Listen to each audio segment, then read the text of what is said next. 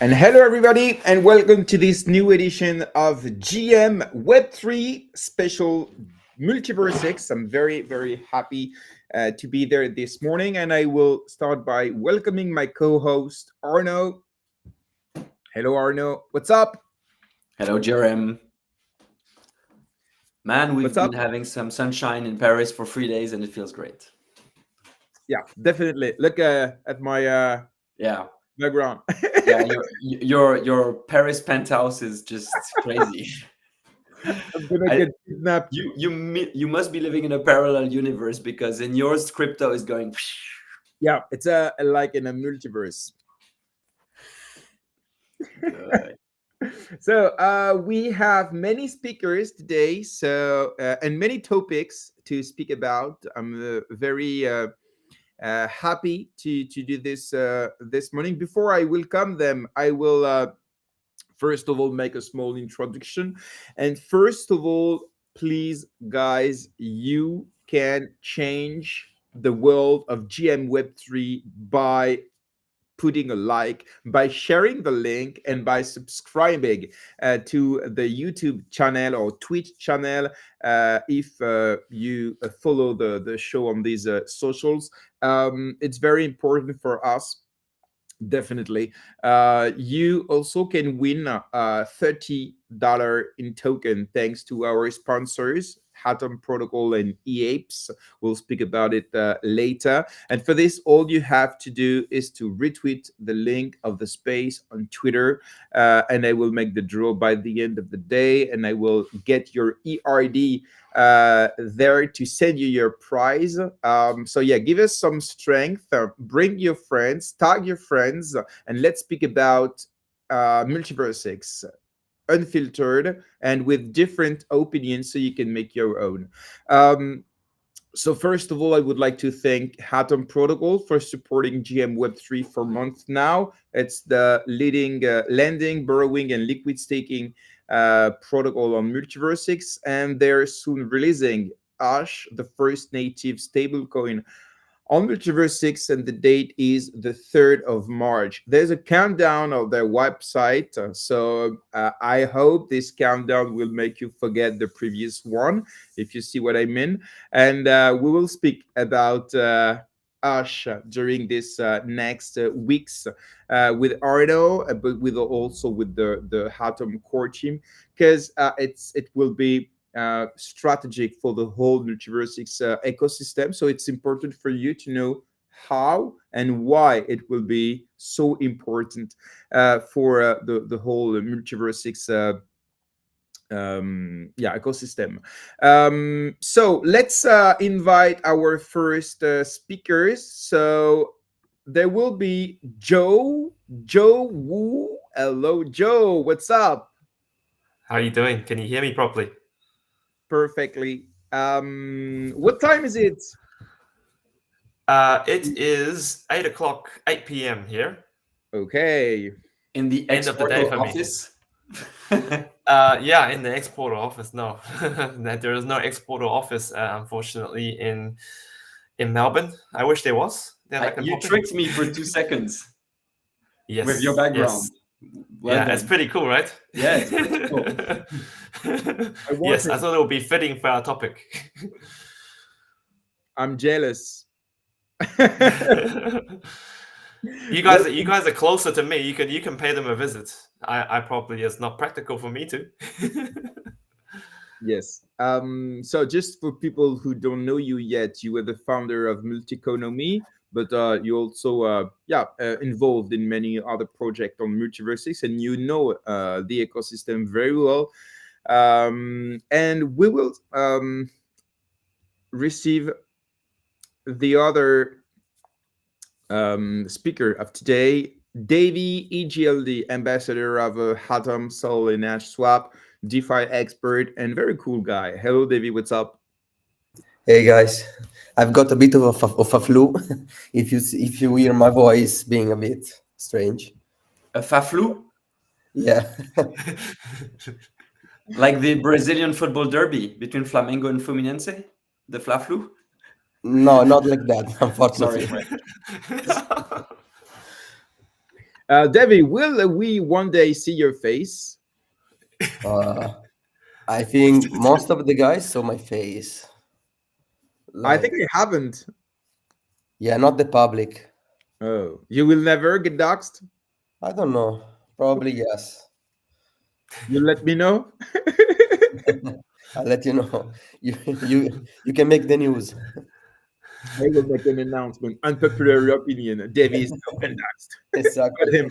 That would be big. That would be big, you know.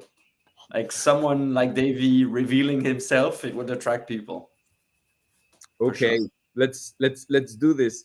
So let's introduce the program of today. So first of all, we'll speak about NFT Paris because some of us were there. We'll receive Rock because I want to know more about Boogas, and the pre-sale is very soon, and many people from the community are asking questions about it. So I wanted to have him to answer as many as possible, as many questions as possible. After, we'll speak about the xPortal strategy, ambitious or impossible. I think it's very important for us. Um, we'll speak about the subsequent finality. I had a very interesting chat with Debbie EGLD about it on Twitter a few days ago, and I told myself it was interesting to continue this discussion and to start again this discussion for the audience on MultiversX. And the last topic will be, I think, very exciting. It will be about meme coins. Did meme coins kill the crypto game, or is it just a necessary evil on the path of adoption? So yeah, I can't wait to have your opinion about that. I So love this space already. I do, and you know what? Last week, I think we were just you and me, Arno. So it was very close. We finished at noon, so it was very cool. Yeah, Harry joined us, but we were just the two of us during the majority of the space. Now we have many speakers, so I think it will last long. But the good thing for me, I will speak less, so I will let you speak. So it's good for my throat. So before we start, guys, feel free to ask your questions in the audience. It's an interactive space. So if you have any question or if you have anything to say about the discussion that we have, we will share it on the live, and we'll try to answer you as we can. Okay, so feel free to share your take about that. So let's welcome Rock because he was at NFT Paris. So we'll start with NFT Paris topic, and after it will be a perfect transition to speak about Boogas, the next only NFT project on MultiversX. Hey, Rock, how are you? Hey, what's good? What's good? I'm very good. Just catching up on things at home. But yeah, doing fabulous. Thanks for having me, and excited for some cool talks. So I like the space already. You guys are having fun, vibing. So that's paramount. So let's get into Let me it. do something first. No. I will first let you, Arno, and Rock, if you agree, tell us about NFT Paris. You, Rock, was there for the whole event. So you made a lot of side events and so on. So you have a lot of stuff to talk about this event. I know, Arno, you were less there, but you saw some of the parts. So I will let you speak about the event, what your feedback, and I'm coming back in a minute. Sounds good. Sounds good. Arno, Yeah, I take it will away. start because actually I went to a few side events. Sadly, weren't able to attend the main one. But so I started with the Avalanche side event just the day previous to the start of NFT Paris.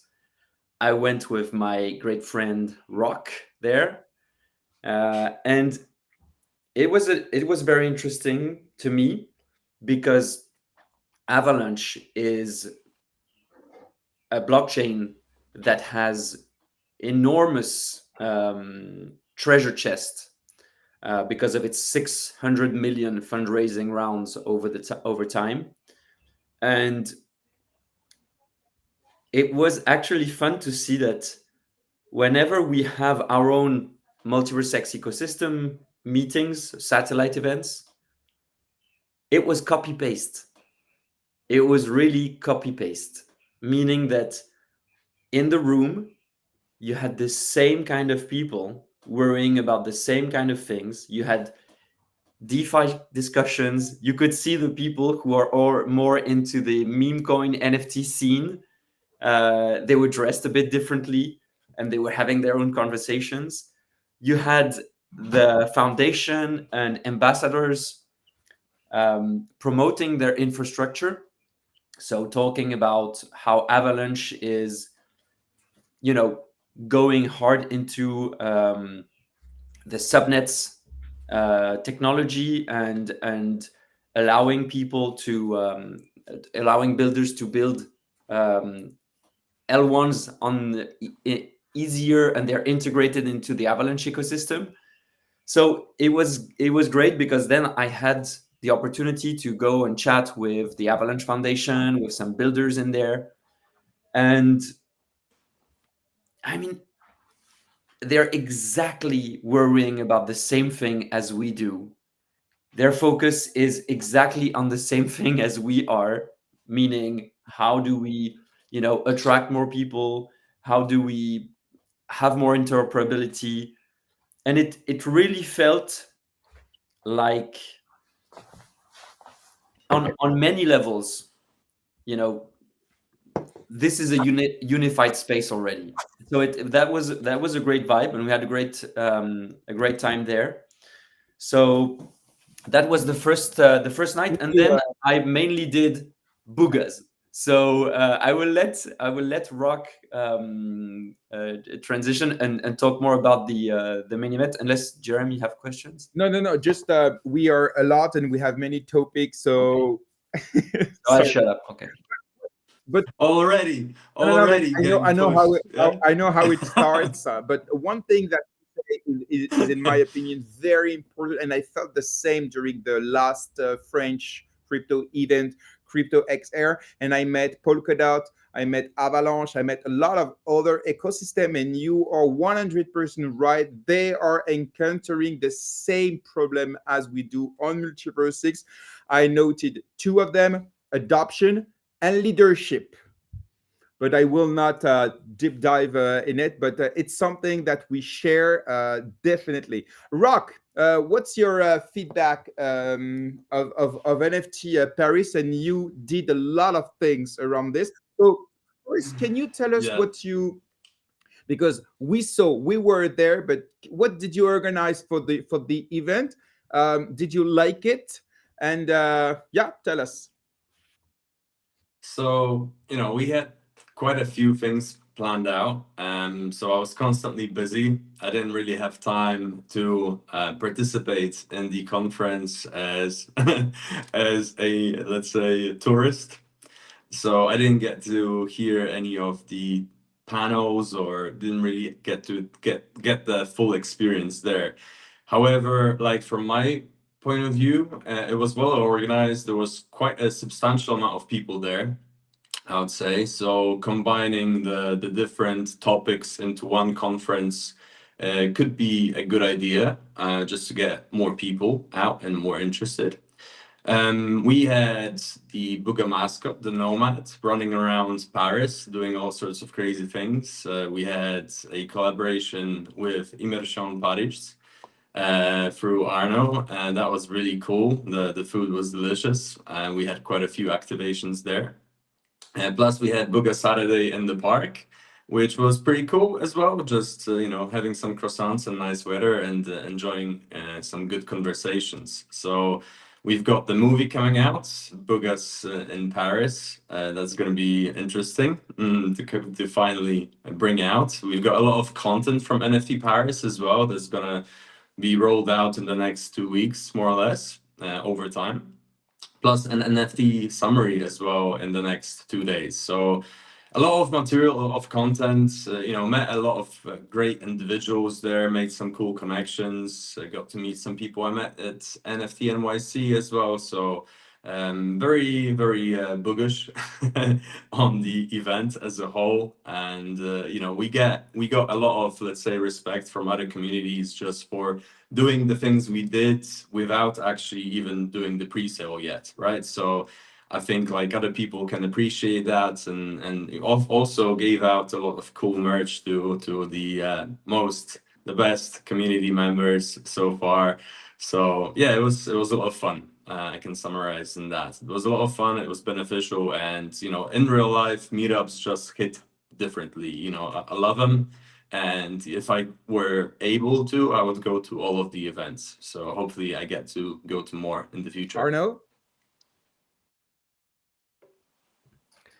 Hey guys, sorry, I have an emergency home. I Oh. will come back. I'll let you continue. Okay, no problem. Yeah, so I was maybe Joe and Davey, you were not at NFT Paris, but maybe you followed a few things on Twitter. Do you have any, I don't know, anything to say about it, or just let me know? Yeah, some questions like, what did you find interesting at an NFT Paris? So something that made you say, no, wow, this is something crazy. Was there something? Well, I think there are two ways of attending NFT Paris. Rock came with the mascot, so he was working like 24 hours a day. So I was attending it, and to be honest, I haven't found like something wow. It was it was pretty cool. The organization was cool. It was better than the previous edition, in my opinion. I was a bit disappointed by the 4 event in 1 that was sold in the different communication, because actually it was just 1 event with some booth, with some stages for round tables and pitches and so on. But it was cool. But to be honest, you don't go to NFT Paris, in my opinion, to find the next revolution. You go there to meet people in real life, to meet some gamify booth. You can interact, you can play, you can earn some things. So it's cool. It's I don't know how to say in English, ludique. It's fun. It's playful, it's fun, Entertaining. yeah, entertaining, definitely. But to be honest, it was supposed to be AWA, DeFi, AI, NFT, and Bitcoin events. So I was expecting like maybe more diversity, and actually, yeah, it was not that much, but it was the first of this kind. Because previously it was just NFT. Okay, so now they decided to diversify. So it's in the good path. I think it's a very cool thing. But I haven't found like something wow, something new, something great. But yeah, Arno maybe or Rock.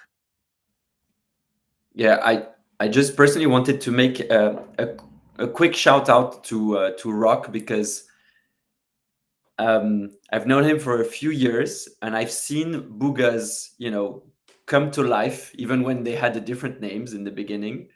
And in the X Day event in Bucharest, he was there, teasing it, revealing it a bit, starting to build his community. And fast forward 2 years after, he's in Paris, and you see people from all around the world knowing him. So, the guy has been to NFT NYC and building connections. In the Avalanche side event, he had people knowing him, from different ecosystems. And it shows the incredible work that he has been doing, building this community for real. And I think this is where Boogas is a special community. It is because it's a community before being an NFT mint or whatever. So, everybody's excited about the mint, but I think it's exciting because you will have officially your badge. But We'll super think cool. about Boogas, but yeah, maybe let's focus on an NFT, but Boogas will have his time just after. Rock, maybe to answer Davy's question, what maybe amazed you, or what was the biggest wow of the event? If you had time to. I mean, yeah, for me, the biggest wow is Kleinozors and their booth, and just the Kleino booth really stood out for me. It was just gaining a lot of attention from all of the kids, and every kid there received a plushie from them. So like they had a clear, let's say, plan for NFT Paris, and they carried it out, which was really cool to see. And all of the team was there, very interactive. Talking with everybody there. So I was very happy to see that from their side. Also, what else? What else? What else? Something else There was was a there as well. Persona, Pachi Penguin. Oh yeah, sorry, I wanted to talk about Persona. So Persona as well, they didn't just organize one event, they organized two events, which started like at 4 and run all the way until 4 in the morning. So they really prioritized their community members as well, and they organized some cool events. Chimpers as well organized a dope event. So kind of the repeats, some communities just organize something on each event for their community, and I feel like that is just such a great added value to the digital collectible that you purchase, because they prioritize the community members, right? So Pachi Penguins organized theirs as well, so that's something that we at Boogas definitely want to do, because it's just so much fun. It's just like in real life meetups and connections, networking, it just brings everyone together, and the experience is just second to none. So definitely the connections, the parties, the side events were really cool, well organized. And Can you just share some fun fact about your trip in Paris? I think you encountered a few problems with I don't know, like the mascot, the way. Yeah, tell us some fun yeah, fact so there, just to make people understand how colossal was your effort on NFT Paris. And yeah, so I had roughly about 100 kg of luggage. Plus, on top of that, I had the mascot coming from Manchester to Paris. So I had to organize the receipt of that. And then my Airbnb turned out to be on the 5th floor without an elevator. So I had to drag all of that upstairs by myself upon arrival. So that was interesting. And then later I went with Arno to the Avalanche party. And then when I came back, I had to collect the mascot as well, and then bring it up to the 5th level. I had to drag it up and down the 5th level every day, 3 times a day. All of the merch. We had a speaker as well. We had, so much stuff with us. And to be honest, like I organized everything myself. And, just, obviously community members helped out, like Arno, and to just make my life slightly easier. But there was a lot of things just on my head, and considering we've got the pre-sale in a few days, uh, it was a lot of things I had to think about, and other topics are constantly on the plate as well, and being worked on. So yeah, it was a very busy few days for me, with a little sleep, and yeah, but still exciting and still cool. So happy I did it. um, Yeah, and I love the can support. you, in concrete terms, what did you come away from the event, and was it worth the cost and the effort? It all adds up. It's stone by stone. Every effort brings, let's say, our brand to a, let's say, different level.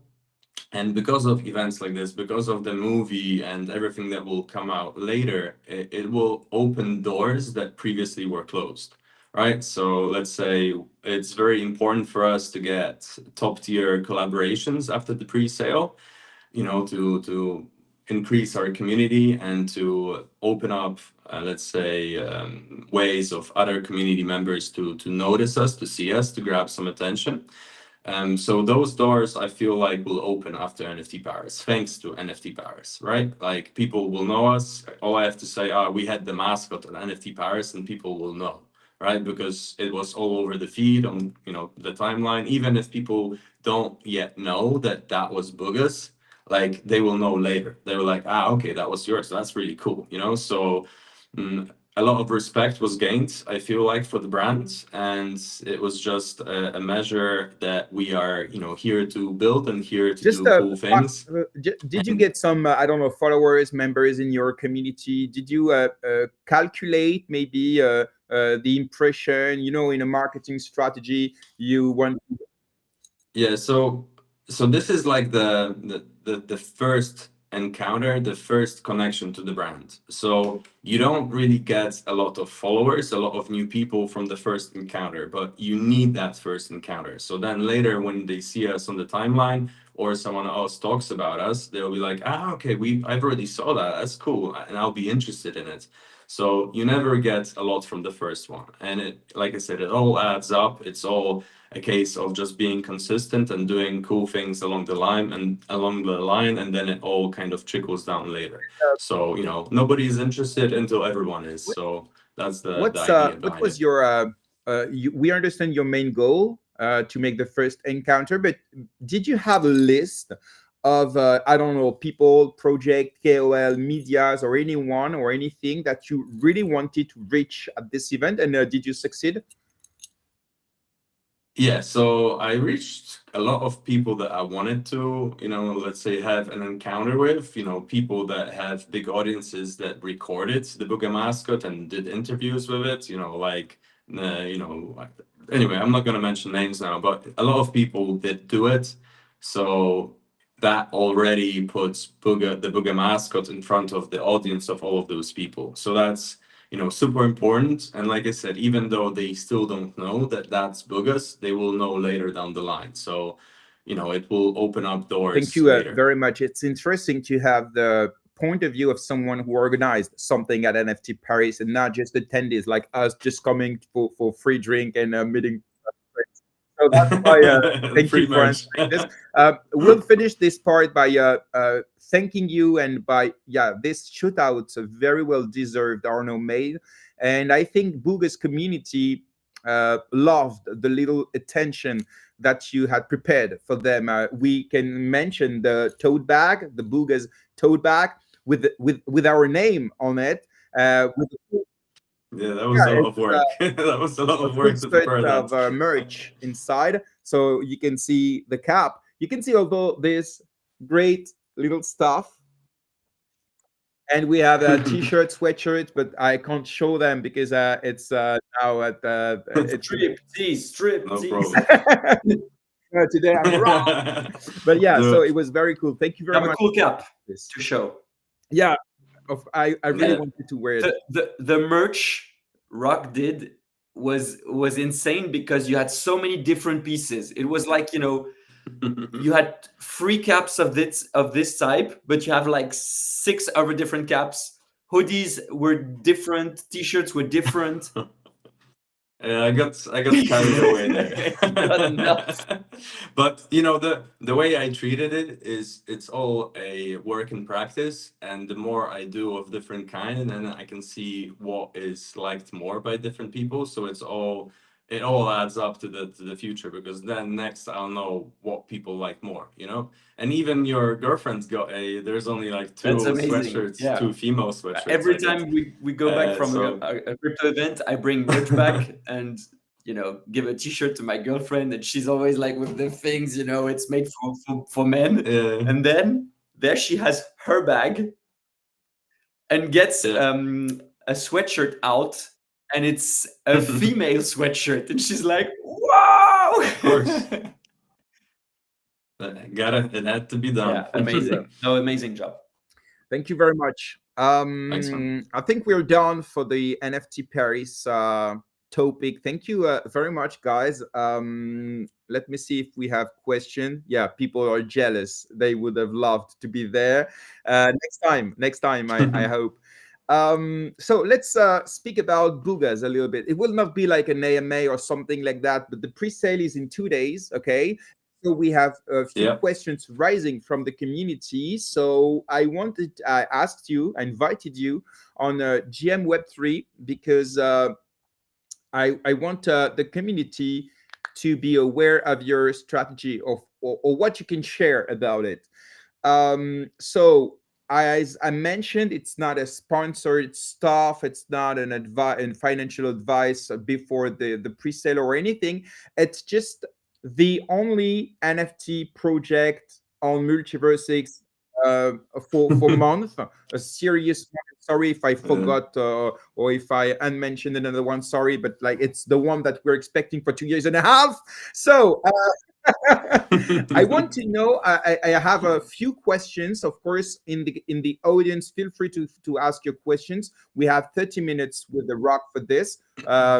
Joe, Davey, and Arno, of course, you too. I have a few questions. I want to understand what you are up to. My first question, I'll start if you agree, guys, is do NFTs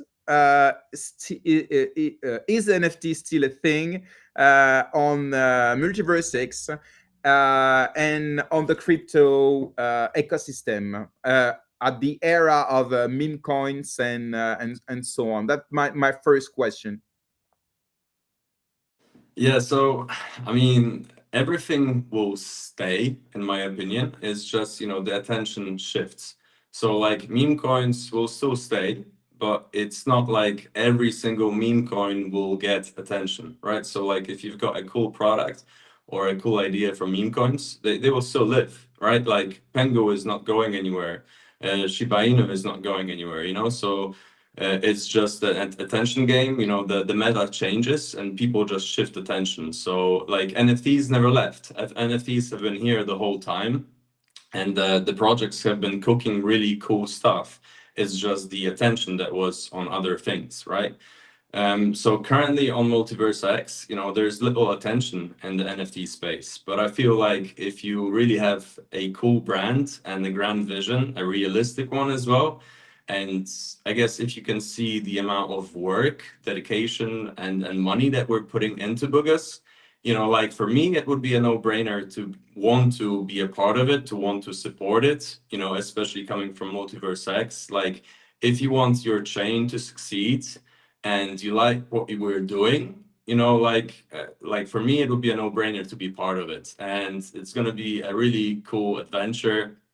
And, we're just getting started, like we did NFT Paris at this level just with, my personal financing. So like, just imagine the things that we can actually do and create once we actually get funded. So MultiversX is home for us. We want to bring awareness to the chain. We want to bring users to the chain. So we need all the support we can get from the community members here. And, we want to be the face of MultiversX and really believe that through cool brands, you can onboard a lot of people. So that's the main thing for us, I think for too long, NFTs have been considered as the product, whereas they're a vehicle for something more. And I think that we have forgot this. And what makes me boogish about Boogas is that Boogas has been doing it. They have flipped the meta from the start, and actually the NFTs come after. The core is the community, the core is the vision, the core is the purpose of this community, why it is united for. And I'm very boogish to see how this will play out. Yeah, I mean, we're just getting started. So even though we're 2 years in and James is already 2.5 years in, we've got so much more to prove and do. However, we are ready for it. We have a plan for everything. So, like don't, I would say just like for people, maybe not to overthink it too much. And if you want to have fun and be entertained and be a part of this journey, and now, like for the pre-sale is the best time for you. You know, you can receive a baby Booga, which is so cute that I nearly shed a tear when I first saw it. So it's really nice, and I love it, and hopefully more people love it too. You know, Boogas is my life now. I have dedicated the next 5-10 years to this at least. So, you know, let's make something great. And I appreciate the kind words, Arno, as always. Sounds good. People are speaking about utility all the time. They are waiting for utility. They are waiting for value, and some of them are waiting for revenue. What do you answer to people who are asking, okay, what will bring the Booga NFT I will buy to me? So just to start off on that, you know, like we have realistic goals, right? Like don't expect to get, I don't know, unlimited amount of money till the day you die because you bought a $79 NFT, you know, digital collectible. We actually want to survive. We want to build a Booga, cool brand. Rock, just a question. So Sorry to interrupt. Can you yeah. offer one or two whitelist to people that are not already, or is it too late? Yeah, Yes. sure. Yeah, sure. We can add Okay, a so few two extra, no whitelists problem. to win during the space. All you have to do is to just comment or just send me a DM, okay, by asking a whitelist. And among all the demands, I will make the draw to offer two whitelists for Booga's pre-sale. Thank you, Rak, and sorry for interrupting. No problem, no problem. So just to get back to your question and an answer to the people. So we have grand vision, right? We want to build out on a few different verticals after the mint, right? We want to hit it hard with Web2 socials, grow the brand awareness, grow the funnel to where we can convert the eyes to fans and then later fans to super fans. And pretty much the better we do, the better job we do at actually building a dope ass brand, which is worth a lot of money, the more we will be able to, you know, share with the people that invested in us, right? So we are very big believers of under promise and over deliver. We don't want to promise, you know, the moon and then come short, right? But know that if we succeed, if we actually manage to build out a cool brand, and if we manage to raise a lot of money, you know, the people that help us, they will get cool stuff as well. But like I said, we don't want to promise X, Y, and Z and not deliver. We actually want to be the brand that's different, right? We are all about organic hype. We're all about organic growth. And you know, there's going to be a tons of different verticals on which we're going to be building out. And you know, the coolest thing is here is like everybody loves the brand. Like I've not had one person that didn't like the story, that didn't like the IP. You know, every expert, every, let's say, person that I've talked to about marketing and stuff, from people that actually want to help us later. We've, you know, I had a call the other day with people that helped Pudgy Penguins get into Walmart, you know, get into all sorts of cool deals. And they loved the IP, they loved the story, right? And they said like, okay, just make the mint happen and get back to us, and we can, you know, create magic. We can help you with the Web2 marketing and stuff with the content. So, you know, we've got a really good chance here at creating something magnificent. And you, as the holder of the Booga, you will be a part of this story. You will be a part of this brand. You will have, you know, you will always know that you are there, right? So like the better the brand does, the more the digital collectible is worth as well. But like, you know, just focusing on money, and that is Okay. not the way to go. Because yeah. We some NFT projects are about digital. Some other are about tech. Some other are about gaming. So they are all trying to have a UPS, you know, like a value proposition or something that they want to develop at the end or something. Do you already have your own ambition with Boogas, because being a brand is cool, but a brand of what? Mhm. It will be about I don't know, like clothes. It will be about decoration. Decoration. So you know what I mean? Yeah. I mean, I guess some of you can already see one thing. Me doing so much merch. It's not a coincidence. I love clothing, so clothing is definitely happening, and not merch, but clothing.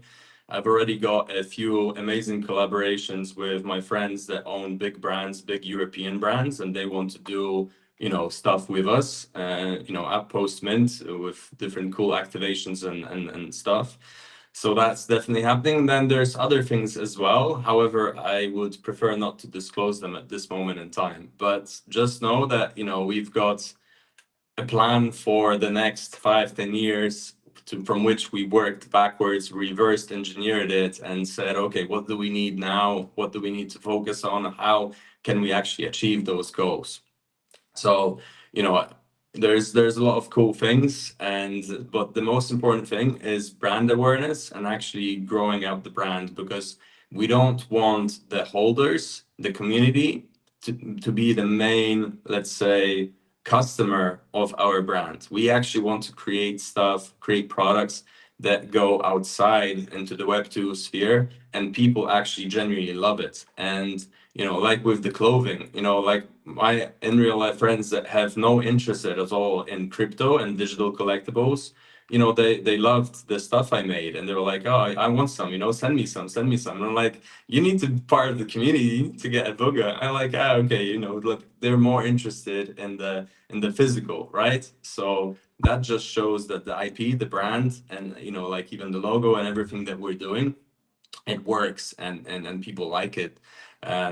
So, and that there is a plan already, so it's not like that we will be thinking of it. However, I'd rather not disclose it at this moment in time. But yeah, it's definitely happening, and regardless of what happens as well in the Web3 space, the brand is happening anyway, right? So just know this, like all of our activations, all of our plans, and everything that we want to do for the clothing and other stuff, we already have MVPs, and we're already working towards that. So that's gonna happen, So like, all I would say is like, don't try to focus like, oh, okay, will it actually happen? Will Boogas be a reality? It is happening, Boogas is inevitable. It's happening. I've already got everything arranged, and nothing is stopping this, and even the Web3 space is not going to stop it, right? MVX is not going to stop it. Nothing's going to stop it. It's happening. So believe in it. Yeah. While we were at, I think it was Avalanche, I overheard Rock, there's some person comes and asks him, okay, what is Boogas about?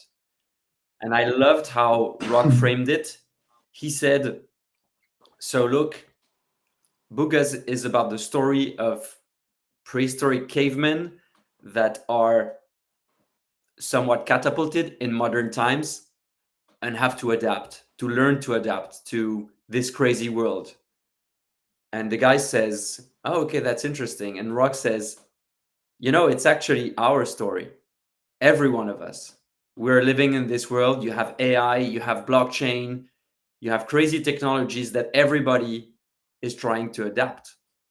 And when he said this, this story, it just hit me. Like, this positioning is the way you actually bring everybody in this, because we're all struggling. We're all struggling to know if we're going to keep our jobs in a few years, how is going to be the world in a few years because of all those technologies. So it's just brilliant to frame it in this elegant way, because it's super inclusive. You can bring it to kids, you can bring it to adults, you can bring it to elderly people. We're all trying to adapt in this crazy world. It's basically the story of humanity. So it's really cool. So I believe that when Rock says Boogas can be the face of MultiversX, but I believe Boogas can be the face of how human adapt through education, and that's a super cool vertical to own. on top of the IP, on top Definitely. of the clothing, etc., etc. Yeah, 100%. I mean, that was the main thing we wanted when we started with the brand and the IP, the story is like, okay, how do we position ourselves to be in the perfect place, perfect time in 1-2 years when we actually manage to grow some, brand awareness and attention, right? So in 2 years' time, when the whole world changes, and it will change, it's not a matter of if, but when, like people will be looking for ways to understand the new world, and with Boogas being the brand which will be relatable and will be will speak to the people, like I feel like we'll be very well positioned to be able to attract people and make them feel a part of the brand, right? Like make them feel like, okay, I'm a Booga, like that was the main thing as well. We wanted people to be able to call themselves a Booga, so yeah, I think we're on the right track here. Davey, Joe, feel free, of course, if you have any questions about Boogas. And so, Rock, you're going to need speculation, a secondary market. High. I think it's a Yeah. necessary step. So So my question is, how are you going to attract this yeah, so without so let me answer that. creating some Can I- latent disappointment, because it's the other face of the coin, Yeah, so we've got a lot of activations planned for the mint itself. The mint itself is going to be fully gamified. It's going to be something like you've never seen before, really cool. And just like we are doing it the Booga way, we're going over the top, like we probably do with everything. And it's going to be a really cool experience and just fun, a lot of fun, and very a nice memory as well, very memorable experience. So through that, we'll be able to get a lot of attention and get a lot of people excited about it, right? So like straight out the gate, when you mint the Booga, you will have a use case for the Booga, right? So it's not like you'll have to wait for some kind of use case. You will actually need them in order to do other things. Like I guess we already have the bee traps out there, so Booga traps, so you can and we've got the Boogazar out there, so I guess you can already answer that question yourself, that you will be able to catch the Boogazars by owning Caveman in a cool way. So more on that later. But yeah, this is going to be straight out the gate. There's going to be a use case and there's going to be an activation for it. So that's what people want and that's what people need. A cool experience and Web3 activity that brings people together. And first and foremost as well, the brand is about the characters. It's about the IP. It's about the cool characters and the cool story that we're building. Something that I'm truly proud of is the quality that we've got with it all. Like creating a fully animated collection with different characters involved. Basically creating more than one collection in one is something not seen on the daily. Most projects go for the Fiverr, collections. We actually created something extraordinary here, and it's just people should recognize the amount of effort, time that went into all of this, right? So like for collectors, that's the reason why people love collecting, like Kleinos, let's say, because they can see how much effort went into creating them, right? It brings a different persona to that space, right? So that's what we're bringing, and yeah, I'm just excited for the future. Okay. Can you tell us, to finish the detail of the pre-sale? So how many NFTs, what's the price, and do you expect a quick sold out, or it will take the So- time that it will take? What's your ambition about this? So we don't like going with the meta, as you probably noticed. We hate the meta, and we don't chase it. Like, we want to create our own meta, you know, like the Booga meta. So everything we do is not geared towards the hype and stuff like that. So we're doing it in the best way we seemed fit for the people that believe in us. So basically, everybody that believes in us, everybody that is part of the community, will be able to mint. We didn't want to cap the mint at 200 and make our community members fight over the baby Boogas, you know, because I feel like that would create a lot of tension, a lot of speculation, a lot of, let's say big volumes maybe after the pre-sale, let's say, but we would be left with a community that has been, let's say, not treated the way that I would like to be treated. So, you know, it's not a case of sold out, because we have, let's say, we're creating enough baby Boogas so that everybody that is whitelisted can mint 2 baby Boogas within the first 24 hours for $79 each, or 1 baby Booga after the first 24 hours, right? And by doing so, we are, you know, onboarding all of the people that believe in us, all of the people that pass the Booga trials that are here with us. So not, you know, like making the community members fight between themselves and stuff, you know, creating bad vibes and whatever. You know, we're all about growth. We've got cool activations coming with different projects. So we want to then pass on that good vibes, the Booga vibes, to other people that join to onboard, and, you know, we'll create referral programs as well, for where the community members will be able to onboard more people. And then, you know, I've seen it before with other brands, how they grow, you know, overnight. You know, like, I wouldn't like focus too much on the quantity, but like on the quality of the community members. We've got so many dope, you know, builders in our community, people that want to see us succeed, people that can really make a difference. And if all of them are united and, you know, actually want to see us grow and see us prosper, you know, the sky is the limit. You know, like the community is key, and it's obviously overlooked by a lot of brands.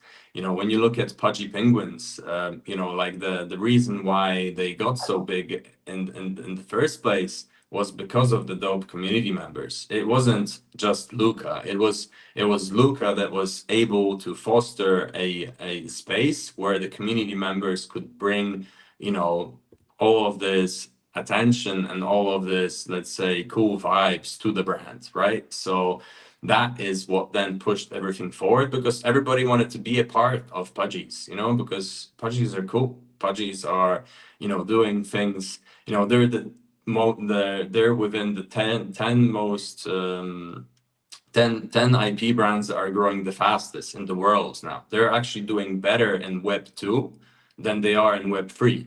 You know, like, they're gonna flood the whole earth with Pudgies very soon. You know, the activations they've got, you know, like McDonald's, they're gonna be in, you know, and stuff like that. They've got so many dope things coming. It's crazy. So, Thank you. we want to be the Pudgy Penguins of MultiversX, you know, and that is just it's an ambitious goal, but I feel like we're on the right track to be able to carry it out. You Okay. know? So, Is a MultiversX big enough for Booga's ambition? you know, like, we want to onboard people as well. So we're not going to rely on MultiversX to bring people to us. I feel like that is one of the biggest mistakes, you know, people make and brands make, is like, you need to bring the users. You can't focus on MultiversX or the foundation bringing people to you on a platter and say, oh, here's the people, you know, do with them as you please. We need to be the driver for adoption. We need to create cool collaborations, cool activations that merge communities. You know, I feel like there's been enough bickering, enough fighting between different Really? projects. between, yes, I truly do. And there's been enough, let's say, rivalry between different chains. So creating synergies with different chains, between different brands and different chains that bring those chains closer together. And, at the end of the day, let's all have a smaller piece of a bigger pie, and let's grow the space. There's not enough people in the Web3 space, so let's create collaborations with other brands to bring more people, to create cool activations, to create cool, memorable experiences for people to actually want to be a part of Web3, not only a gambling casino, but a place where you can grow as an individual and just have cool experiences. Thank you very much, Rock. Guys, we have 1 or 2 minutes left if you have anything to ask or to say to Rock. And if not, we can move to the next topic. Up to you. Okay, Rock, thank you very much. I hope people understand better what you want to do with the Boogas now. Good luck for the next steps. Of course, Thank you you. are always welcome on GM Web3, not only for Boogas but for the NFT part, because this is something that now you're an expert on. Of course, feel free to stay with us for the next topic. But before, I would like to thank the second sponsor of GM Web3 MultiversX. It's EAPS. Let's speak about NFT. EAPS is one of the first alive NFT project on MultiversX. They've been working and they've been very resilient these last 2 or 3 years. And yeah, they are about to launch a new collection on Solana. So I can't wait to see what it will be about. And Arno, just speaking about NFTs, you saw that Drifters is on top of the Solana volume and increase of value on Solana. Have you seen the post of Henry? No, I haven't. No, so well, we'll see if a MultiversX NFT project has a chance on Solana, but they will be trying to explore this new ecosystem, EAPS. So yeah, thank you very much, EAPS and Mercy and the whole community for your support on GM Web3, and of course, feel free to go and explore their collection and what they're trying to build on their Discord. And they're offering with Atom $30 in token, and all you have to do is to retweet the link of the space. So let's move to the next topic. Maybe Joe and Davey will be more inspired by this one. It will be about xPortal.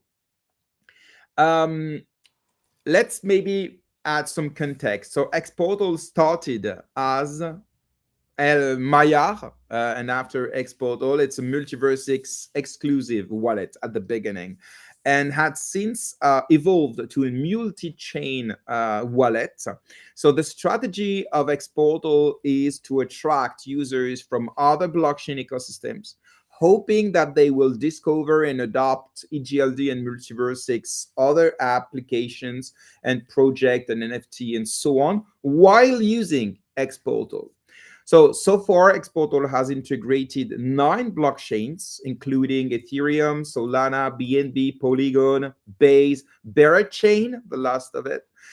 So I just checked this morning on xPortal. The number of dApps from the external ecosystems is still very limited. So there are 4 dApps from Solana, 11 from Ethereum, 2 from BNB, 20 from Berachain. So we see that they made a focus on Berachain this last weeks. But the wallet supports the native tokens and the biggest tokens of each chain. But there is no hub dedicated to each ecosystem yet in xPortal. So I would like to have your opinion about this strategy, because the community is, we can say, shared between those who thinks that it will be interesting and those who think that, okay, why someone from I don't know, Base would use xPortal, because the each ecosystem has its own wallet, or the we can say the on Solana it's Phantom. On Base, they're using, I don't know, MetaMask or Trust Wallet, or maybe they have their own wallet, or it's the one that is promoted by the foundation. So why would they use xPortal? First question. And second, even if they use xPortal, will they discover and use, and will it be beneficial for EGLD and MultiversX ecosystem? So I really would like to have your opinion about this strategy first, and at the end I will give you mine if I still have something to say. So Arno, what's your Yeah. about I will this? be quick because I've spoken a lot already, and I want Davey and Joe to give us their opinion. But so first of all, I personally use Phantom on other chains than Solana. I use Phantom on BSC. I also use MetaMask on Ethereum and BSC at the same time. So I don't think that, yes, you have wallets that some wallets dominate somewhat certain ecosystems, but it's not that clear.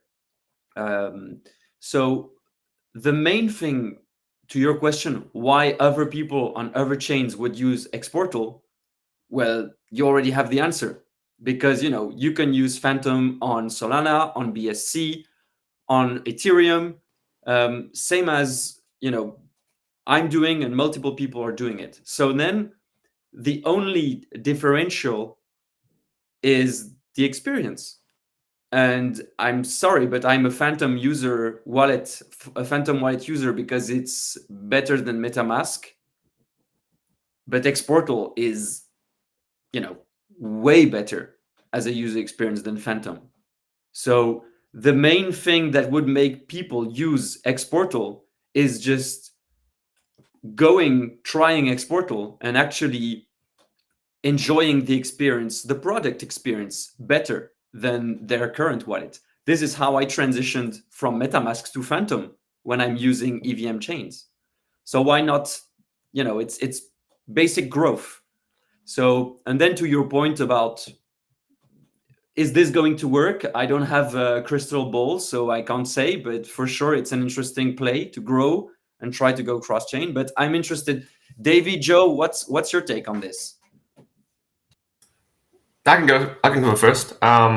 So I think one of the very relevant things that we can go back to what Rock just said is that separating out and being a little bit more autonomous from MultiversX, I see that as a good thing, because we need to have different plays in order to attract different audiences. So this is just one of hopefully many plays by all of us, including MultiversX team, as well as all of us in the community, to be able to then grow the ecosystem together. So I think that's an interesting and a very important perspective, because we at the end of the day, we all reach different audiences through different channels, through different tools, through different jurisdictions, through different hobbies, if you like, and through different professions. So this I just see as quite an important channel, and hopefully it'll become a very defining channel to bridge all the things that Web3 has not bridged yet, from Web2 to Web3. So hopefully xPortal actually does become the portal from Web2 to Web3 by implementing like a very easy to understand, Google login, Facebook login, whatever. Hopefully that will come into fruition very soon. I think it is very close. But to find a secure way to do that is obviously a bit of a challenge. But that's what I see, and that's why I think that xPortal separation is actually very important for the growth of the whole ecosystem. And whether it is an indirect or direct exposure to EGLD, I think everyone wants it to be a direct exposure, but sometimes they underestimate the indirect exposure of the ecosystem of EGLD through channels like this and through everyone building other things around the ecosystem. And I think that is a long-term approach and a long-term vision, not a short-term one. So nothing's gonna happen overnight, but things are gonna happen in months and in years. And if we take that approach, then I think we're all going to grow, and it's not going to be an exponential growth in terms of, getting rich overnight or anything like that, but it will be a healthy growth and a sustainable one. And I do agree with Arno as well in regards to, if xPortal can become one that people talk about as the one that is most secure with the best user experience, just those two things, then a lot of people will inevitably come and might be their primary wallet and might not, but that's okay because the users are still increasing because there is compatibility, there is interoperability, and hopefully in the near future there will be native on-chain staking for other protocols as well, which is something that I've been really wanting to them to implement, but they obviously haven't got to it, or there's difficulties. Not sure about that. But imagine that you can have something that is really awesome to use, that is really secure, that can be a portal from Web 2 to Web 3, and that has all the on-chain operations that you're able to do natively on many different chains. Rock, are you doing this to us or to someone else?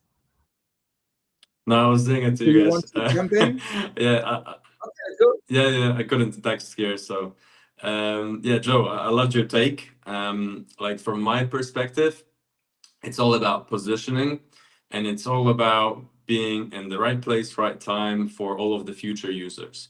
Because let's be realistic, it's much easier to get the new users to use xPortal than try to convert the die-hard Phantom users or the die-hard MetaMask users. They're just used to that, and getting them converted is really hard. However, focusing on, let's say, new layer twos where people are gonna come to a new, let's say, ecosystem, trying to onboard them then and there, I think it will work really nicely. And focusing on all of the new people that are coming to Web3, right? People are coming to Web3, hopefully, and onboarding all of those people is going to be just so much easier. So I am a big fan of what xPortal is doing, kind of detaching itself and doing their own sprint. I know that there's super talented people behind the marketing now for xPortal. I don't know if you've guys seen the latest vids. I'm sure you have, but that is good stuff. That's good marketing, like with the base, with the Barra chain, what they did. So hopefully it only grows further, and if they manage to raise enough capital, then they'll be able to scale it on a whole different level, in real life, on Web2 socials. It can go mainstream. If you have the money and you have a good marketing team, it's like the sky is the limit for it. And I'm just so excited because it make our lives a lot easier if they manage to succeed at their task as well. So, let's bring it forward and let's pass it over to Daddy. Yeah. Like I don't know. I have lot of pros when I see what xPortal is doing, and also some cons.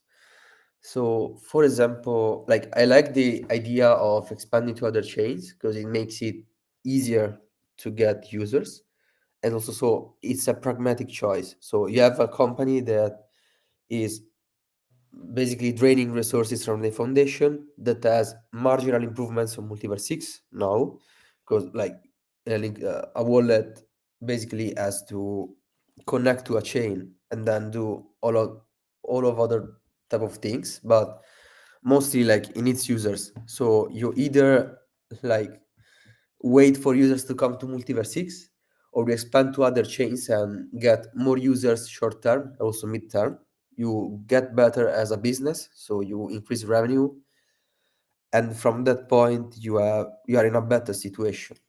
So I like this.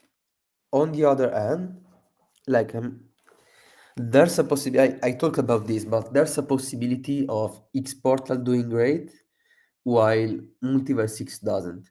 Also, like some things that they're working on, like the AI agents. So basically, what they want to do is to have some type of autonomous agents that you talk with, and you say, okay, I want to, I don't know, invest in AVAX. Okay, since we talk about Avalanche, and the agent will find the best DeFi strategy in order for your USDC in I don't know what chain to be swapped to Avalanche at the best rate, and could be also for a lot of other DeFi opportunities. And so, like, since the AI agents will, like, it can be biased, you can't really make it go specifically on MultiversX. So if the best DeFi opportunity is not on MultiversX, but on other chains, the AI agents, since this seems the focus, the differentiation of xPortal, and I think that is interesting. Like we are kind of forced to continue innovating on MultiverseX and giving the best opportunities. Otherwise, like they are going to focus on these AI agents, and it's not gonna like bring activity in MultiverseX. Like maybe it's going on, I don't know, Solana, where there's a better DeFi opportunity, or on Sui or Avalanche, or I don't know. So like on some, like I like the fact that xPortal is taking this decision because it's great for xPortal. But what if MultiverseX doesn't create enough opportunities so that activity, like so that users of the new users of xPortal goes to MultiverseX and not on other chains? So I don't know. Okay. Thank you, guys. I have a few take on this, and I would be happy to have your opinion about this. First of all, don't you think that xPortal is too closely related to MultiversX still, in terms of the name, the brand, with the X, with the visual identity, which is close to MultiversX, and maybe it can create some reluctant behavior from the other ecosystem that don't want to be related to another blockchain. So should xPortal rebrand with a very new name, very new identity, so they are really independent, so that, for example, let's speak about Solana community will use xPortal with their new name, without being like, okay, we are using a MultiversX tool. What do you think about this? Yeah, Arno? Yeah. When you think about an iPad, an iPod, an iPhone, an iMac,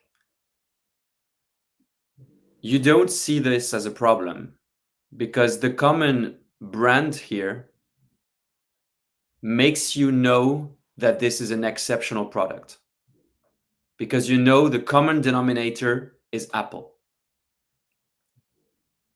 Now, if you go in 1993, where Apple stock was down in the sewers and Apple was in a tough period of time, it was early days, nobody could have foreseen this. So MultiversX has been going down that route of, uniting its different products through a similar ticker, if I could say this. It has good and challengeable, parts of it, but obviously it's hard to say if it's good or bad for expansion. What I see is that on public blockchains, if we consider the network is completely agnostic. If users on using this network have a better experience using xPortal than another wallet, then it's good for the network. The network doesn't care about the fact that xPortal is, a company that is partially owned by MultiversX Labs, because xPortal's interest is to deliver the best experience to the users, whatever network they are using xPortal upon. So Yeah. they're not sabotaging the experience of users on Avalanche so that those users come on MultiversX. Maybe those users don't even know MultiversX. You can't deny the clannish tribal side of blockchain communities, because the wallet that you're talking about, Rabi, Phantom, MetaMask, they're agnostic. They're not related officially and not in terms of identity to another blockchain. So of course we know that Phantom has been built with Solana Foundation grant in some way, but it's not official. And when you download Phantom, there is like not the color of Solana and so on. So that's why maybe you use or maybe base user are using it, or maybe Ethereum are using it, because it's not directly, officially, and visually related to this. So that's why I'm speaking about this tribal thing on the blockchain ecosystems. And so someone says up. Yes, Joe. Yeah, I think just briefly, it's very important to get some context on what you just raised there in terms of the target audience. And I think that's very important, because what you're saying about tribalism and all that is already signaling that we are trying to target, implying that we're targeting users that are already in Web3, which is fine, right? And that's a target audience, but arguably a bigger target audience is people that are not in Web3. So if we are going down that route, then I see very little impact, negative impact, in terms of it staying as xPortal or renaming to something completely different, because they're new to Web3. So they might have heard of Solana, but they won't have this tribalism mindset behind them to then choose, oh, we don't want to use anything that's on MultiversX because I don't like EGLD or whatever. There is nothing like that, because they're not in Web3 and they're trying to be onboarded to Web3, and that's arguably a more important audience, because they bring different perspectives. They bring new capital, they bring new, renewed enthusiasm into the ecosystem. And if they can use xPortal to then get access to Base, to Solana, to Ethereum, to all the other chains, and with the best experience, with the best security and with less hassle, then that's the best outcome for xPortal. So I think the context there is, whether we are heavy on bringing the other Web3 users, or we actually want to heavily target the ones that are not in Web3 yet. Yeah, I will let David jump. Yeah, like I agree with this take. Like too many times we stress ourselves too much on the current, let's say, crypto demographics. So we have how much 10 million users active on crypto, and we always try to think in this closed bubble with a few people playing. So if they're really going to create some mature DeFi agents, and also like agents doing whatever, like I like this, because users only want products, so they want an outcome. Like they don't care about the chain, they don't care about, I don't know, tribalisms and all of this shit. Like if my dad had to use a chain, like he wouldn't care about MultiversX, about Avalanche, Solana, Sui. He wouldn't care. He would care about, I don't know, having something on chain that is interesting. And like potentially having a wallet that doesn't give him the stress of choosing the chain, looking the best rates, looking for the best opportunity. Like you simply ask the DeFi agent, I want this, like I want to invest 1000 USDC, and I don't know, or take a loan in DeFi, and it does this stuff for you. Like it removes friction, it removes this like forced tribalism, so you don't have to choose the chain, bridge funds, do all this type of stuff. And like if you remove friction and you only give users products, like you're winning. But we need to see how mature those DeFi agents will be. Like I hope there will be like something as easy as, I want to invest 1000 STC with low risk. Give me the best opportunity, and it does it on its own, like automatically. Like that's uh, ideal. Like that would be amazing.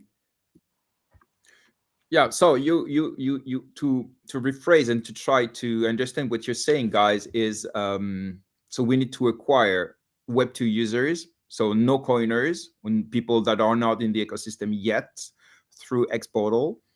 Interesting. So you're speaking about DeFi, Davey.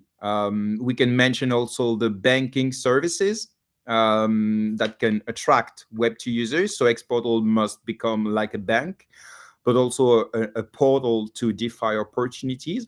But Web2 users are very costly. They are the most expensive to attract because Web3 users already understand the mechanisms. So it's easier. So yeah, it would be tough and would be very costly for xPortal. If they start with Web3 users by trying to onboard them um, with a good strategy. We'll speak about the strategy just after. I have a few questions for you about that. Maybe the best promoters of a tool is the users. So yeah, that's very challenging, and I hope you're right, of course. But yeah, it will require a large amount of money. We can mention the new banks that are spending hundreds of millions to attract users with offers, referral, and something. So yeah, it will be very, very challenging. Yeah, Rock. Yeah, I mean, like going back to what you said, if people would prefer to rock, let's say, pun intended, their own colors, or like Solana colors, whatever, maybe it would be quite simple to do, to give like an added layer onto xPortal where you can change the colors, you can add something to it, or you can, like, by choosing your primary blockchain, the app changes its colors to that blockchain, or some way of making the user of a particular blockchain that he loves, feel appreciated in a way, right? So it's like giving a handout to the people. I'm sure it will be fairly easy to do. I don't know, just an idea.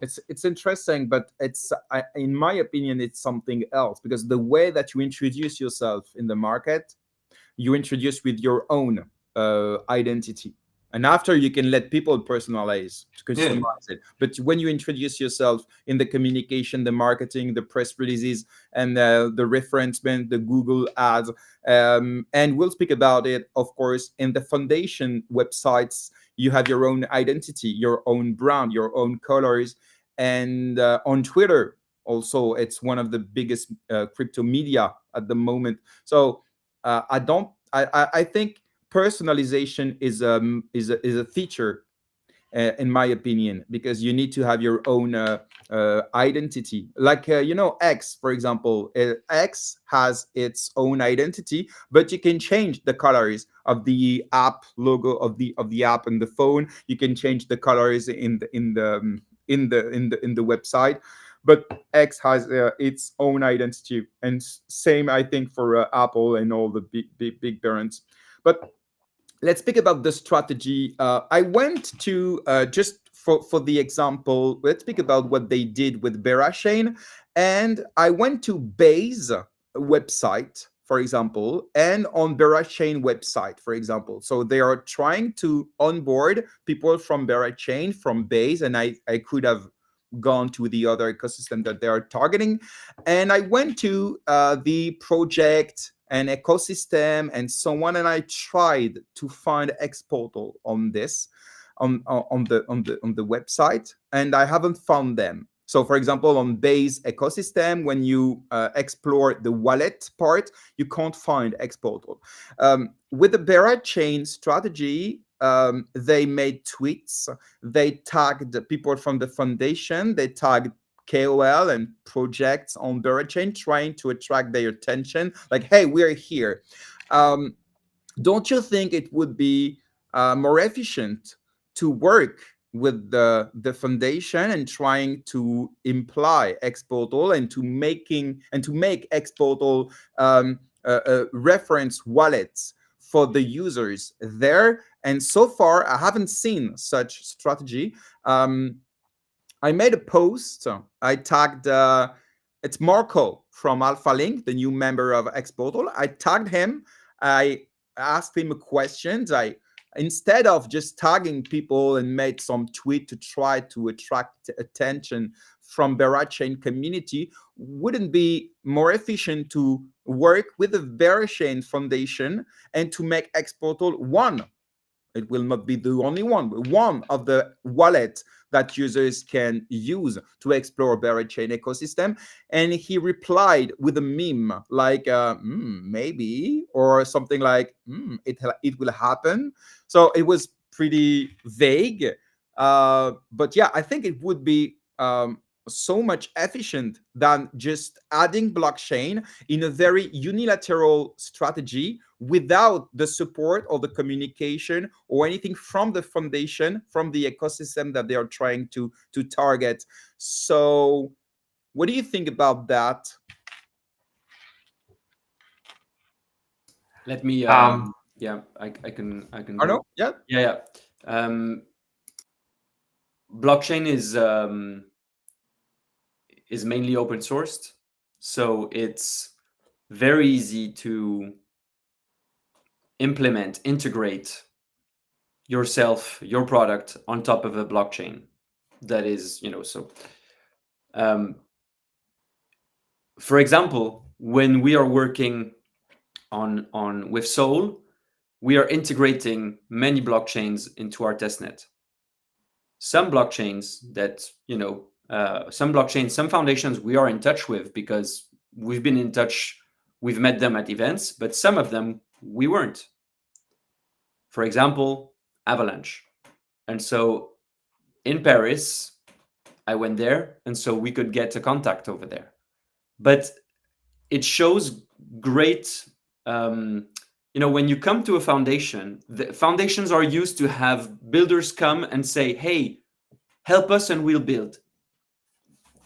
When you come to a foundation and you say, hey, we have built already, it's ready, it's there, you can try it.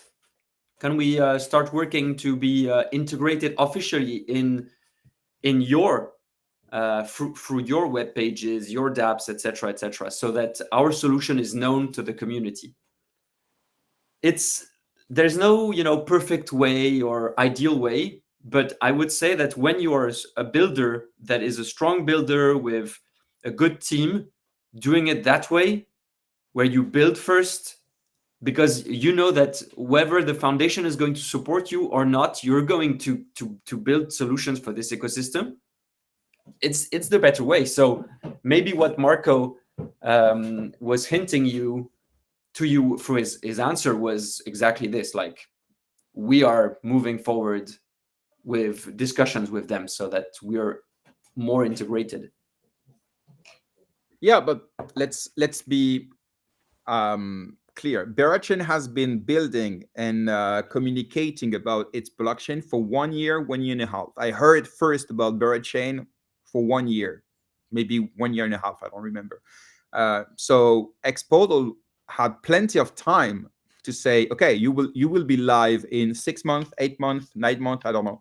So we want to integrate you in our wallet. So is it possible to have xPortal on your website in the wallet that is possible to use to explore Bear chain. Just that. Also, you have all the Google referencement articles and so on. You just click on Google and you say, okay, which wallet used to explore or to use or to be on blockchain. So you need to pay. It's not that expensive, a few Ks of dollars to pay and to be part of the recommended wallet to use to explore this ecosystem. And you have these articles for every blockchain. You can write on Google, you'll see. So this work of marketing or communication or press release or partnerships, this kind of thing is not that expensive, not that much, maybe too much. I don't know, because they haven't raised fund yet, so maybe they will work on this. But the multi-chain strategy has started on xPortal for a month now, maybe 1 year. I don't know when was the first time that they announced the integration of a new blockchain. I think it was a Polygon, or I don't know, I don't remember. Anyway, so this work has not been done yet. So we are, that's my point, and I am disappointed, to be honest, about that. And I hope they will do this soon. Do what? Just to be specific. Oh, do the SEO work? You mean the announcement? The SEO work, the work, for example, to be on. Let's take the example of Base. You have the Explore part on which you can find the wallet. You have Bidget wallet. You have Brave. You have, I don't know, like maybe there are 25 wallets that are on the website, and people just pick which one they want to use. Just being there, I think it's not something impossible for xPortal, but just these little things can make the integration of new blockchain not just a unilateral strategy, but a multilateral strategy. So to be honest, this is something I would like to see in the coming weeks or month. And in my opinion, it will be just necessary to do. So I would like, I invited Marco to come today. I invited xPortal team to come today. So just to be fair about this discussion, they didn't reply, and it's their entire right.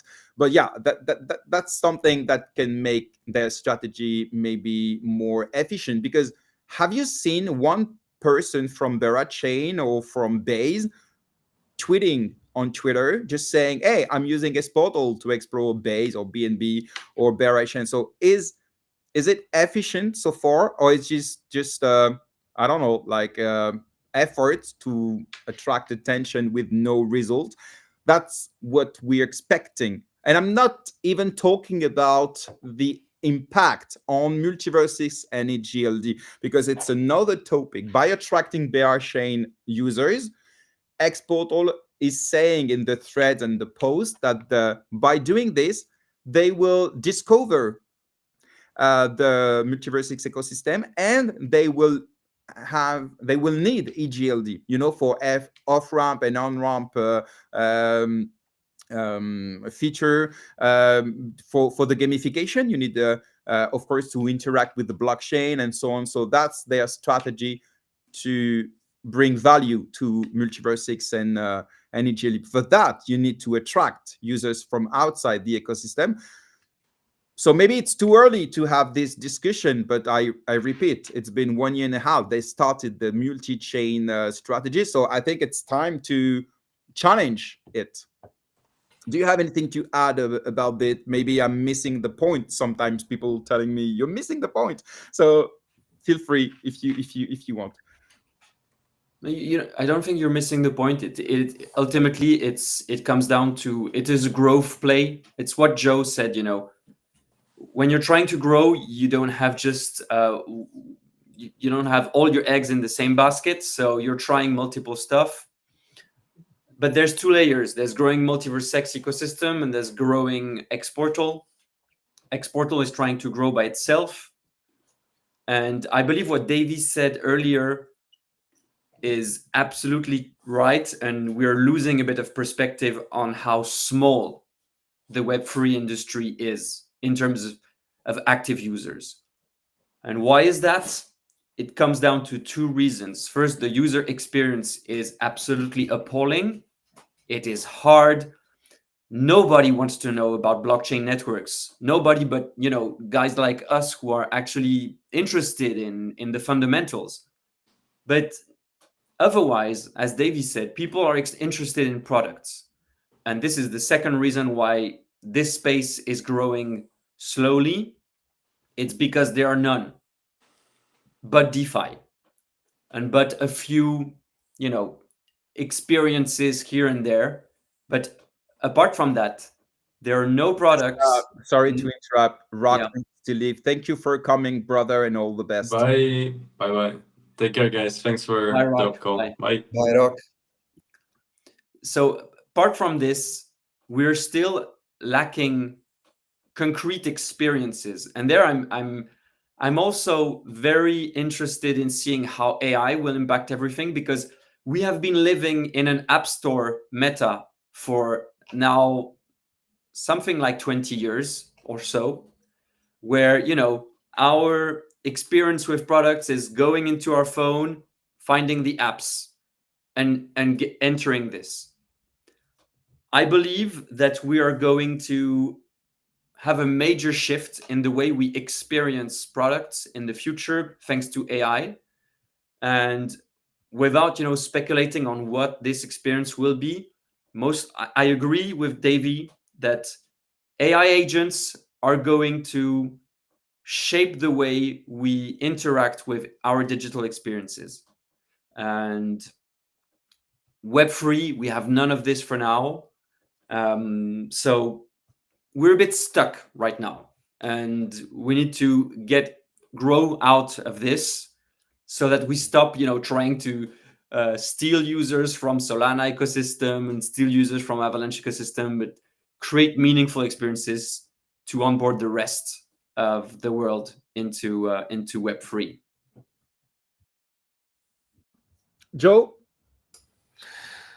Yeah, I think to further your point again on this bearer chain and base and the approach, on one hand I agree that the top-down approach is a lot better, is a lot tidier. Again, we don't know what is happening behind the scenes in terms of perhaps they were extremely busy with the separation, with the raise, and they were doing multiple things at once. So it's very hard without knowing what's going on internally, what they're going through. So it's very hard to judge in that perspective. But I do agree that that approach, that top-down approach, would be the easiest.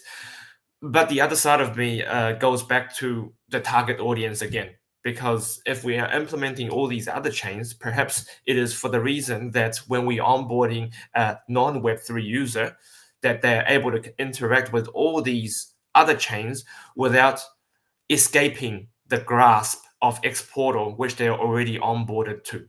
So I don't think we should overlook that perhaps they get exposed to xPortal first for whatever reason, perhaps they do magnificent marketing in the next 2 or 3 years that, perhaps it'll cost them an arm and a leg, but they get 1 million, 2 million, 3 million users. And we want to retain those users. Obviously, retention is very important. And by the way, we've got already 20, 30 chains that are implemented into xPortal already. So you don't have to go anywhere because there's literally no other reason to use another wallet.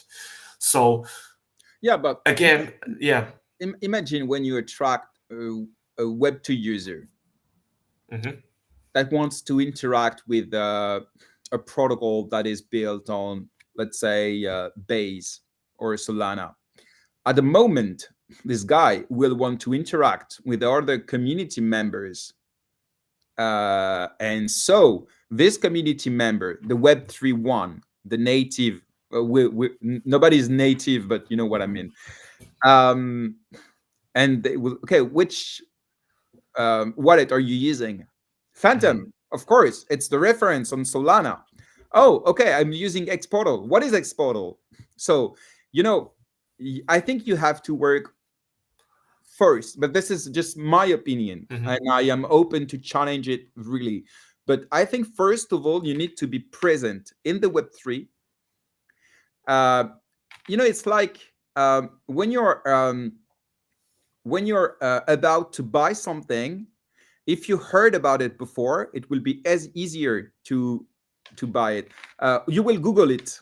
If it's not on Google, you will not go because it will look shady and so on. So I think it's the same for xPortal. If they want to be multi-chain, they need to be present on the chain that they integrate in many ways. And so when they will attract Web2 users, and when these ones will want to interact with dApps, protocols, KOLs, builders, community members, foundation, anyway, when they will ask, okay, what is the wallet that you're using? And this is the question people are asking. No matter what, of course, people will say xPortal. Oh, I know. Yeah, I know. I've heard about them. So it's okay.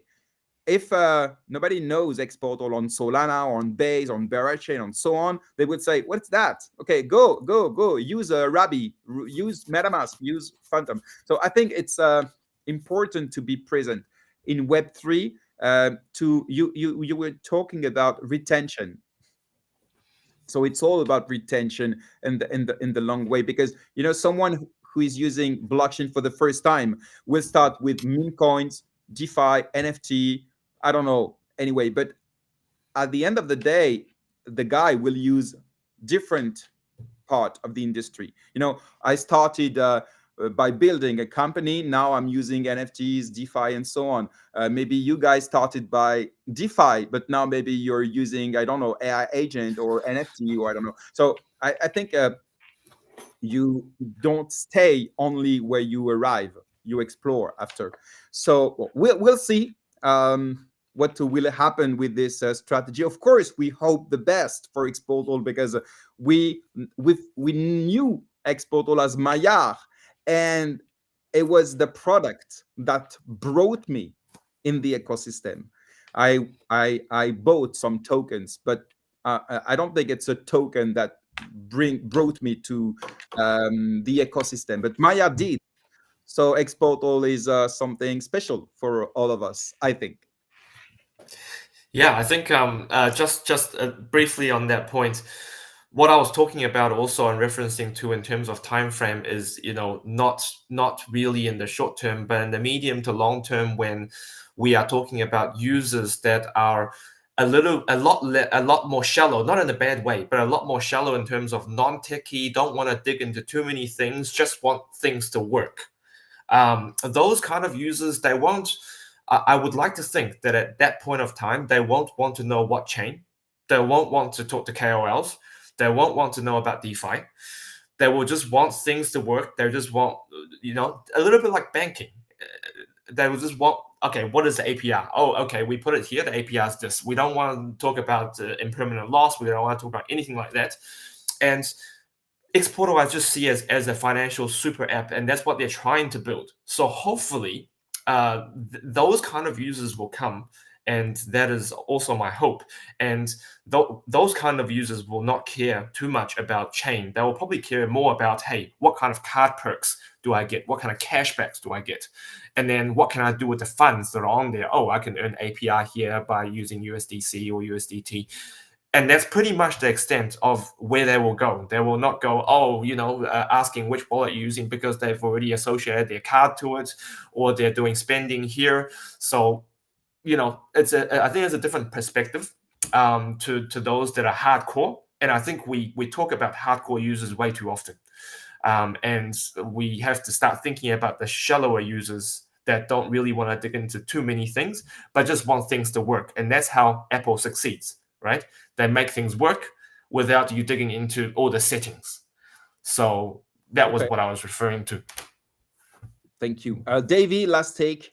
Yeah, I think the best way to talk about this is that we underestimate product and we overestimate marketing, at least in crypto. We need to 100x increase the effort on product.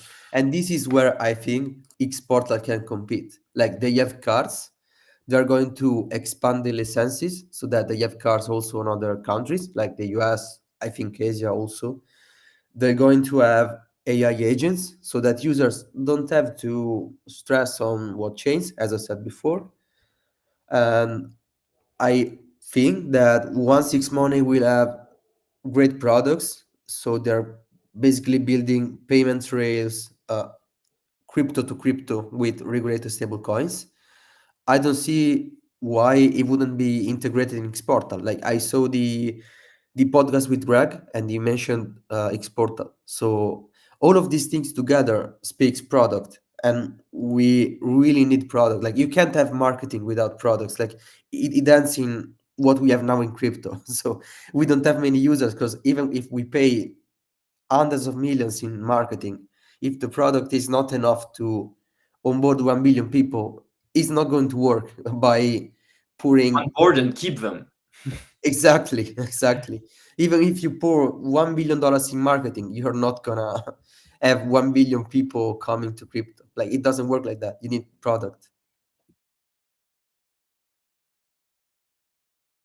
Thank you very much, guys, for this. I hope the audience is appreciating these takes, and it helps them to make their opinion about that. Thank you very much again. So let's move to the final topic of today. I think it's something that we all saw on Twitter these last days, notably after the Millet Libra thing. Just to add some context, the rise of celebrity and politics meme coins has intensified debates about the impact of meme coins. Some of them are not even meme coins, but just, I don't know, like coins on the broader crypto space. So the question we'll try to answer all together is, are they a destructive force sucking liquidity away from serious projects? Or it's just simply a phase in the market cycle that will fade away with time and regulations? So first of all, what do you think about the choice from offer and demand for meme coins? I explain. The demand for a serious project is very low. So demand is there to answer. So that's why we saw 600,000 new tokens in January 2025, and it's mostly meme coins. So do you think it's offer is to that answer is to demand, or the opposite? Arno? Yeah, I think meme coins are the reflection of the society that we live in today.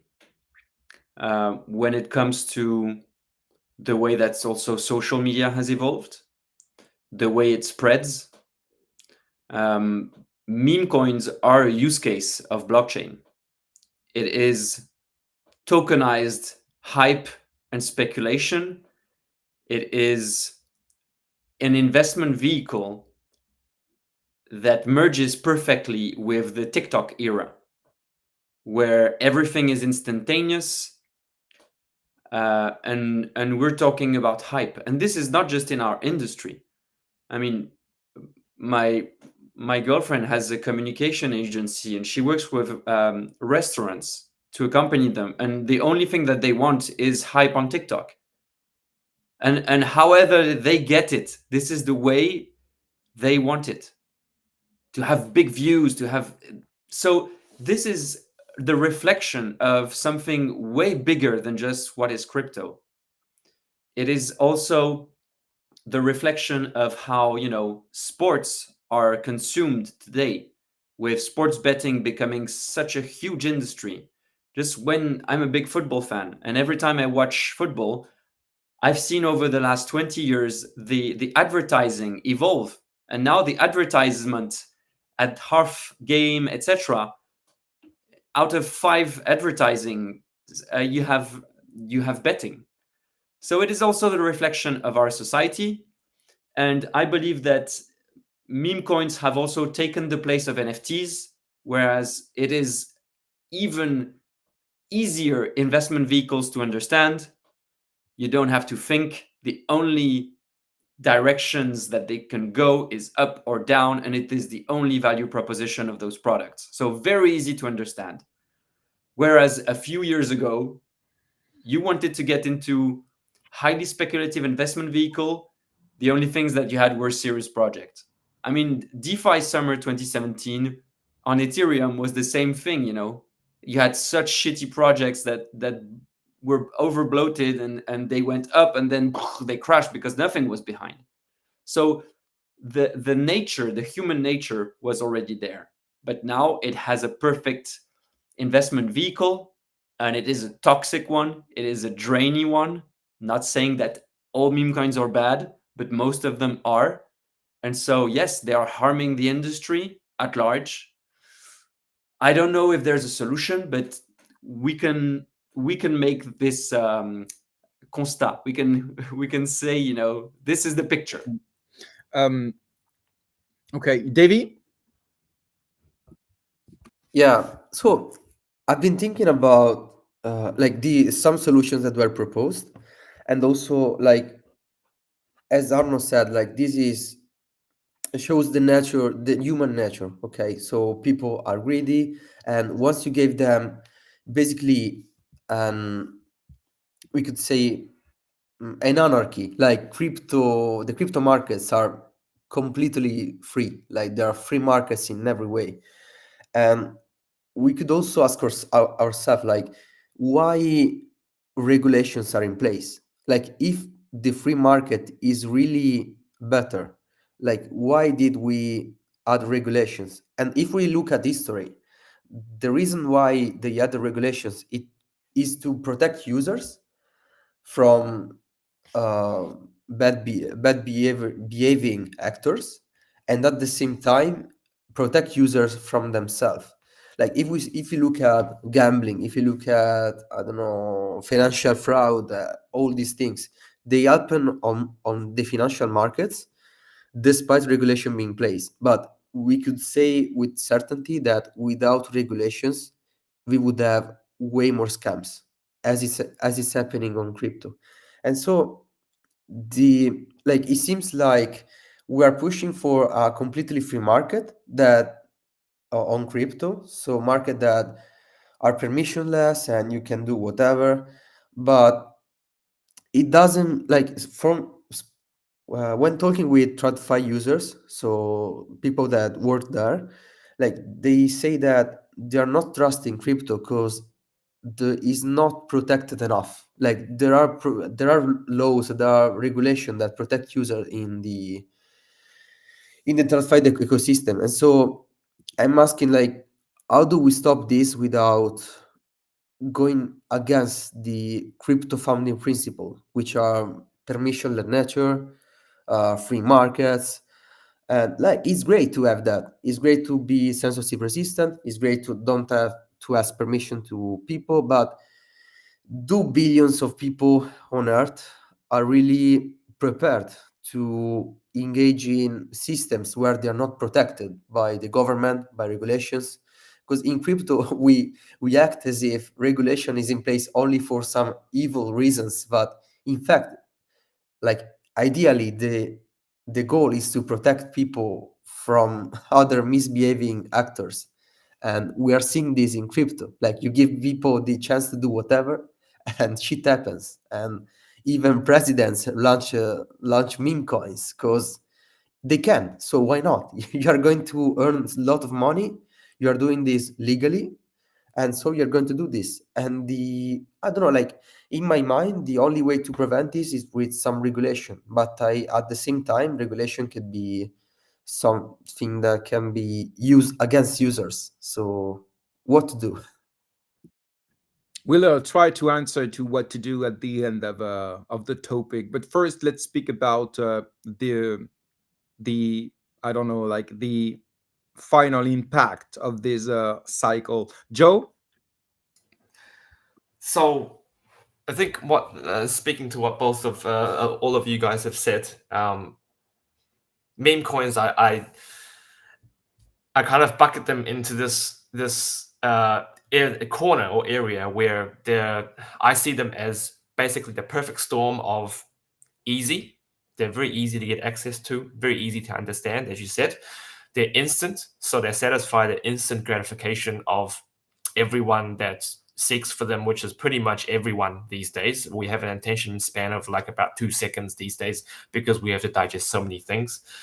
And they are obviously speculative and almost like gambling. So there is a chemical reaction in our brain that triggers every time this happens. So perfect storm, perfect brew of those three things coming together as an intersection to then have the ability to for anyone to really do this, whether you are, in country A or country B that is, 10, 20,000 kilometers away. It doesn't really matter. As long as you have internet, you have access. But what I wanted to add to that is two things. One, what Davey said about having the free market and the ethos of Web3. I think it is always going to be in proportion of the amount of power you have versus the amount of responsibility you have. So that applies to everyone. And I think it's shown in history books that at least the common people should not have too much responsibility because they're just not sensible. So they can't have too much power and they can't have too much responsibility. That's why we have banks, so that when you forget your password, you're able to retrieve it. So it's a fine balance that we're trying to strike, and I think there is more and more people that are wanting more power, but what they are forgetting is that comes with responsibility that you need to guard as well. So every one of us individually needs to do that. And the second thing is just us answering the question right at the start. I think this is a necessary evil for, the growth of the whole Web3, even though it's toxic and it's somewhat evil and extracting. It is a necessary evil, and I think it's going to be a short-term thing in the grand scheme of things, because these things are never going to be sustainable. So there is no sustainability about what's happening with meme coins. So I'm not talking about months. I'm talking about, years. And sure, some will survive just for the culture, but most of those will just be gone like the wind. So that's really my overview take on memes at the moment. But memes aren't going away.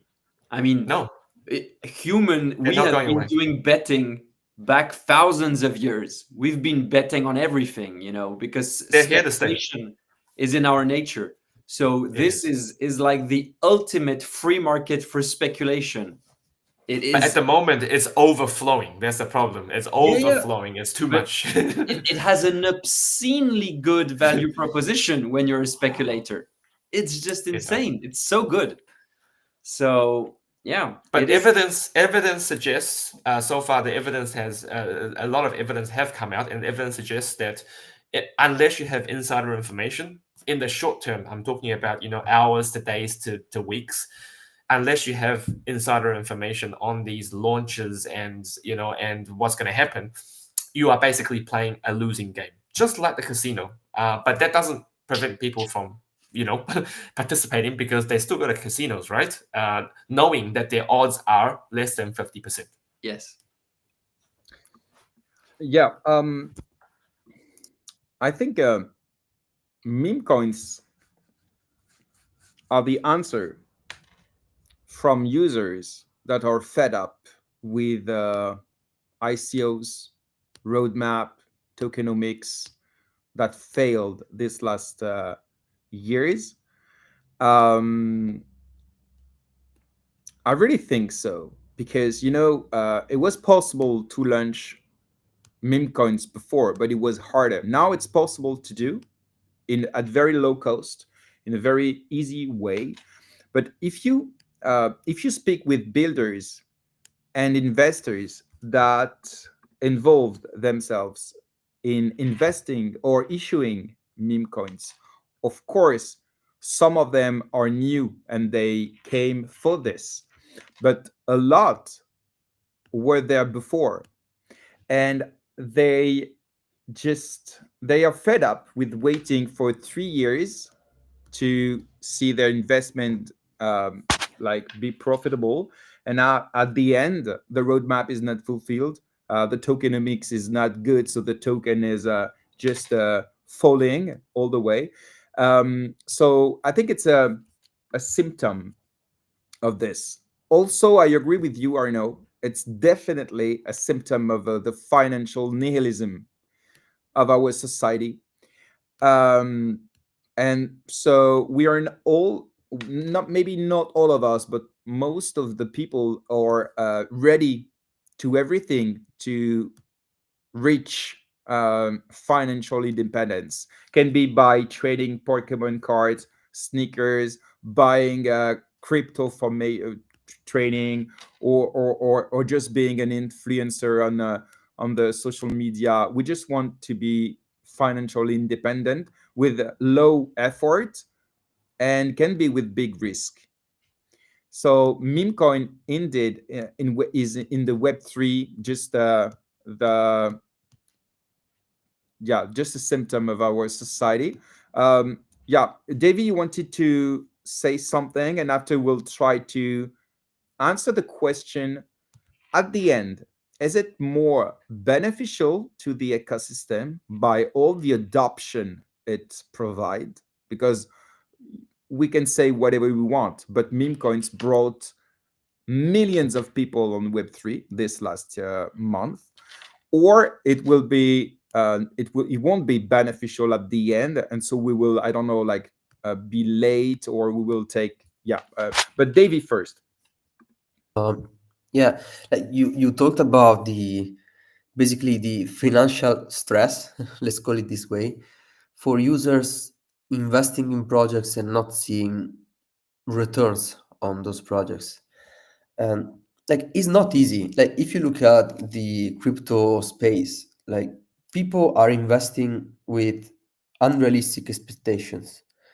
And with this, I mean, you're investing in projects that launch at, I don't know, 1 billion valuation, projects that have crazy valuations backed by basically nothing. And even if they get something to like that backs the valuation, like they need years to break even, and then also to start generating revenue, and that for that revenue to go to the investors.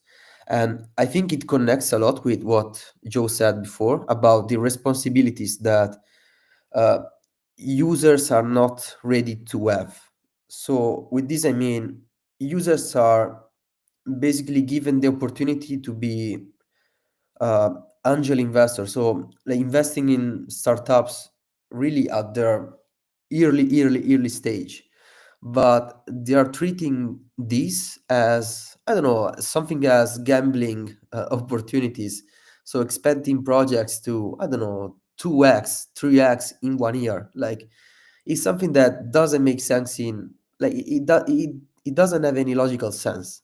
Still is what we have now. We have a huge amount of people that invest in projects and expect the valuation to go from, I don't know, to from 50 million to 50 billion in 1 year. Like based on what? Like, are you really expecting the project to grow that much in 1 year? Like it's something that doesn't make sense. And also the fact that we are giving them this responsibility to invest in startups, but they don't understand that startups are risky. And so it drives me crazy that people are complaining about X launchpad projects not being all successful. They're startups. Like, do you really expect startups to all be successful? It doesn't make any sense from no historical sense. and also logical sense. And Of so we course. are we're giving these people this power to invest early in startups, but they're not ready to understand the risk, to understand the time that is needed for projects to succeed, to scale, to grow as big as Amazon, for example. And Yeah. is So also the reason why they jump from one startup to another. Yeah, go. no, it's the responsibility is shared by the investor and the project, and it's also a matter of offer and demand. The project wants speculation to reach to rise more fund, to reach a big valuation, and so on, and the investors wants also speculation because they want to, yeah, get profit from the investment. So I think it's the same on meme coin, but it's just in a very, very shorter time period. So I think it's just a mirror of what we've seen this last years. Because at the end of the day, just a few meme coins will stay, and at the end of the day, just a few serious projects will stay. So at a different level, this is something that we can compare pretty easily. Um, let's try Just, to. GRM, Yeah. just I want to double down on what Davey said, because I just love and resonate with everything that he said about the startup investment, etc., etc. I just sent you on Telegram a screenshot of the Apple stock. So if you could share it, on your screen, just to show it to people, because you need to keep in mind that even some of the greatest company on earth right now, it's not magic, until you find the product market fit that makes sense. And then on top of this, you need to build. It takes years and years and years. So whenever you're investing, can you bring it up a bit, because we don't see the time frame on because of the have meme coins killed the crypto game? Yes, thank you. Just look at this flat line at the beginning. So not everything is a skyrocket. Not everything makes sense at first. Entrepreneurship is the story about discovering if what you do creates value, makes sense for the people using it. It is super hard. So yeah, it's there's no success that is foreseen in advance, and the journey of an investor is super hard, because most of the time it's just you fighting against yourself. Of course, if you can understand where you have invested your money, it's better, but it is a super hard thing to be a successful investor. Definitely. Let's speak about the bottom line of this. Is it more beneficial for the ecosystem or not? I had a very interesting discussion with a guy on Twitter this week. And I think this meme coin season, which with all the uh,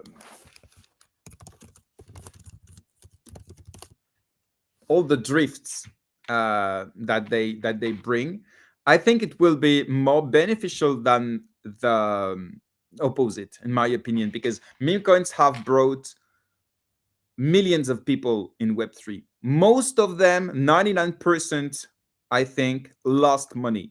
But who did not with the ICOs, with Bitcoin, because most of people sold the Bitcoin that they bought at a very low cost.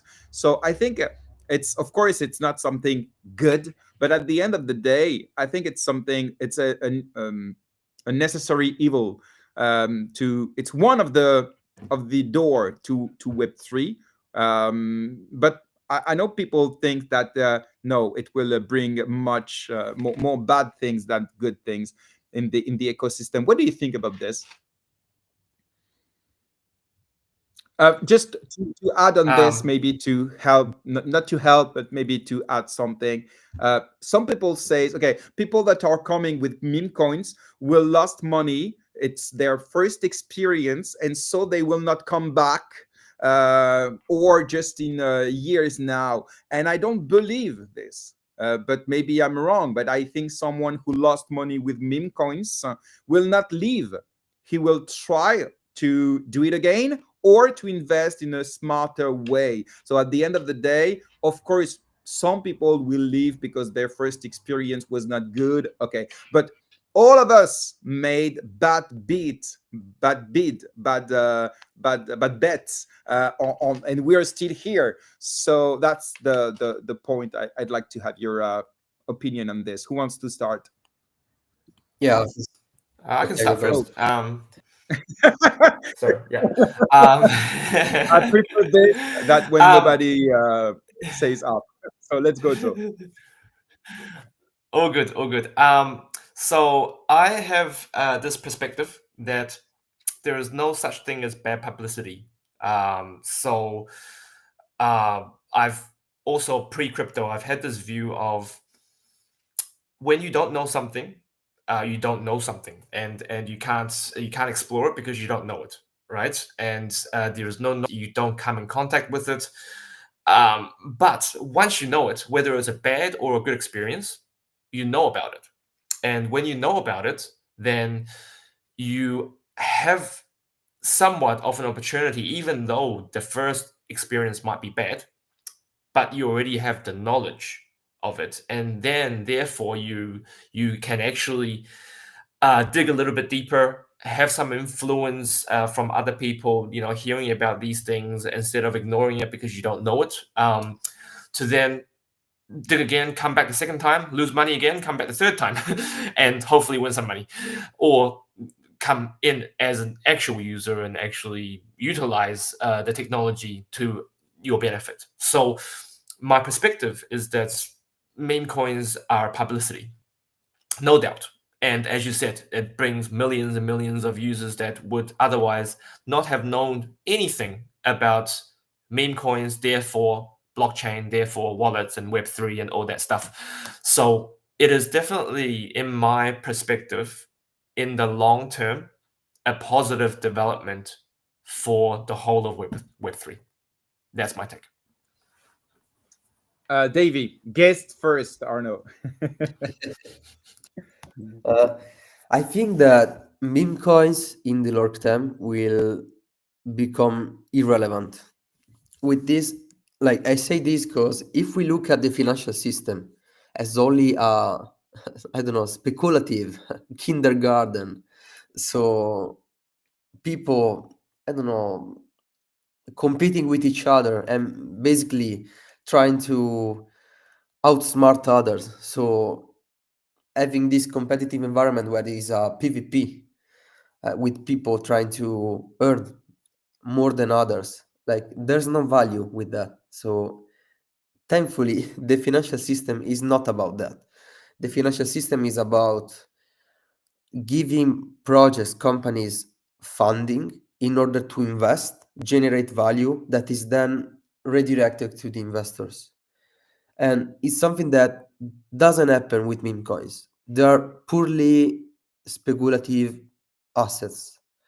And so I don't see meme coins really doing something valuable. They're basically like, even when people say, okay, but the problem is that people are selling meme coins, but even if you have all people holding meme coins and so going to incredible valuations, at the end is people buying and people selling. There's no value being added from the outside, which is something that happens for financial institutions, but also for even, I don't know, for Atom or MultiversX, that redirects revenue that is produced by the products, that the services that you give users. One thing, so the only thing that in my opinion is great for meme coins, and so it's also connected to what I said, and also the reason why I hope that MultiversX add this type of activity is that, yes, despite meme coins being irrelevant, meme coins being a purely speculative play, and so something that I'm not really interested in. Like, yeah, there could be the culture part, the funny part, but like we are joking with ourselves, like no one is really having fun with that much fun with meme coins. Like I prefer, I don't know, reading a book at this point, or being in some forum talking with people about anime. I don't know. But the thing that I envy Solana, for example, is the fact that they have a ton of activity from meme coins, and that activity like stress tested the network and also gave Solana a way to optimize for an activity that we still don't have. Like if we in the future, so 10 years from now, we'll have tokenized bonds, tokenized stocks, we'll have startups that will all launch on chain. The fact that Solana now has the activity from meme coins basically is creating an infrastructure that is becoming solid before we'll have this future. And so this is really valuable. But all the other things, like from my perspective, from a meme coin father, like, I don't know, doesn't speak to me. Like, I don't see much value. Without restating what the both guys have said, I completely agree with Joe and you, GRM, on the fact that meme coin are the best onboarding tool that we have seen since the start of Web3. So on that sense, they bring users to interact with blockchain technology. So that's a good point. On the importance that they have economically speaking right now, and the weight that they have shows that, you know, to the point that I stated previously, we have absolutely close to zero use case in the Web3 ecosystem, but DeFi. And the fact that those meme coins represent so much of the activity on chain right now shows that, you know, there's not much to do. So I do believe, and I agree with Davey on that, that in the future, if we believe that on-chain is the future for many industries on Earth, meme coin trading is going to, you know, maybe stay as relevant as it is today, but the rest that will grow. So it will become less and less important proportionally to the rest of the economic activity. It won't disappear because, as we stated, you know, humans have been betting, and this is betting, for, you know, thousands of years. So this is like the alpha system for betting. So it is only going to improve because we're going to add AI in this. So you're going to be able to trade meme coins 24/7 thanks to your AI agent. Is it good or bad for the industry?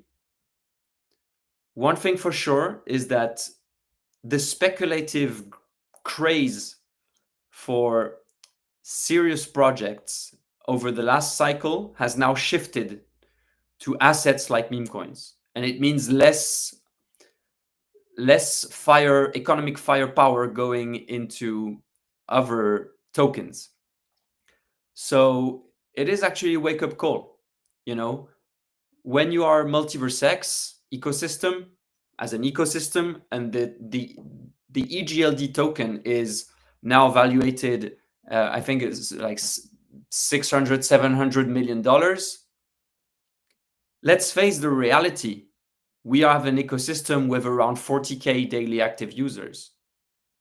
It is an insanely good valuation for an ecosystem that has around 40K daily active users. Where I'm a bit more worried is an ecosystem like Avalanche that doesn't have much more, but is valued 10 billion. You know, some of the companies and some of the tokens in our industry are completely overbloated in valuation in regards of their user base. So if meme coins are a necessary evil, I don't know, but they most definitely eased up the speculative pressure on the other tokens that didn't, you know, if we talk realistically speaking, some companies don't deserve that valuation because it doesn't transcribe into actual economic reality. You know, sometimes it doesn't work that way. We can see like Tesla was a huge valuation compared to other automotive constructors whether they didn't sell more cars. So sometimes it doesn't make sense, but Yeah. you see what I mean. I have another question for you guys. How the serious project can bring back the liquidity and the investors that have left to trade meme coins, and at the opposite, how can meme coin builders, because some of the people that are launching meme coins are builders, how to convince them to go back to build serious project to make maybe the ecosystem more I don't know, like promising, more serious, more to solve the real life problem. That's the blockchain promise. So yeah, Joe. I think the market always works in a way of narratives. So narratives shift from one to another, and it market, as I say, ebbs and flows. So meme coins is one, DeFi was one, and things sometimes come back, and that not saying that they will go completely. It's just that they're in the background, and I think one of the narratives that has been popping up, and I did share in one of my posts recently, is that there would be a rotation back to the utility, and that might be all it takes for people to have some sense and go, oh, let's rotate, because that seems to be the next thing, and that's not based on, unfortunately, not based on any type of fundamental analysis. More like, it's the narrative, so let me get on the bandwagon. And I think the market is emotional in that sense. And in a way, I feel a little bit sad for the builders, because the builders are sweating every day, building great products and great brands. But sometimes the market does not correlate, right? It doesn't appreciate the building. And so those that are understanding, hopefully they'll support the real builders a lot more. But I'm saying in terms of the bigger markets, they just go on the narratives. So hopefully the narratives will come back to, hey, it's utility time, and let's get yeah. We can think, and I'll give you the word, the mic, David, just after. But you can think, you can hope that it will come by itself, but maybe builders can do things. For example, tokenomics are not the same today as 5 years ago, because they learned maybe to allocate more tokens to the community, maybe to maybe lower expectations from the community, if you see what I mean. So it can be in terms of financial mechanisms, can be about marketing, can be just addressing the good market, the killer app, the thing that will make blockchain really useful. So I think you're right. It's all about narrative, but builders also have the power, or part of the power, to bring back users and investors. So it's not just up to the market, in my opinion, but maybe I want to believe that we all have our part of responsibility, as a media, as a builder, as a KOL, as an investor, and so on. Davey, because he asked first, and after Arno. Right. Well, talking about narratives, I think it's clear that narratives last less and less time. At the time with I don't know, Bored Ape, so the NFT, it lasted for 2 years, 1 year and a half, because there was this, I don't know, maybe initially, during the past cycles, there was more belief in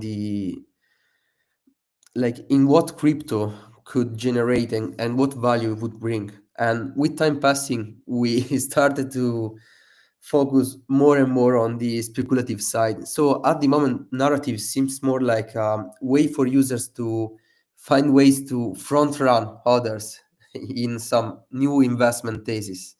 And it doesn't make sense, as we said before. Like, projects and also narratives like need years in order uh, to be created, to start, to grow, to scale, to mature. And we are seeing narratives that last for 1 month, 2 months. Like, what are you doing in 2 months? You're doing nothing.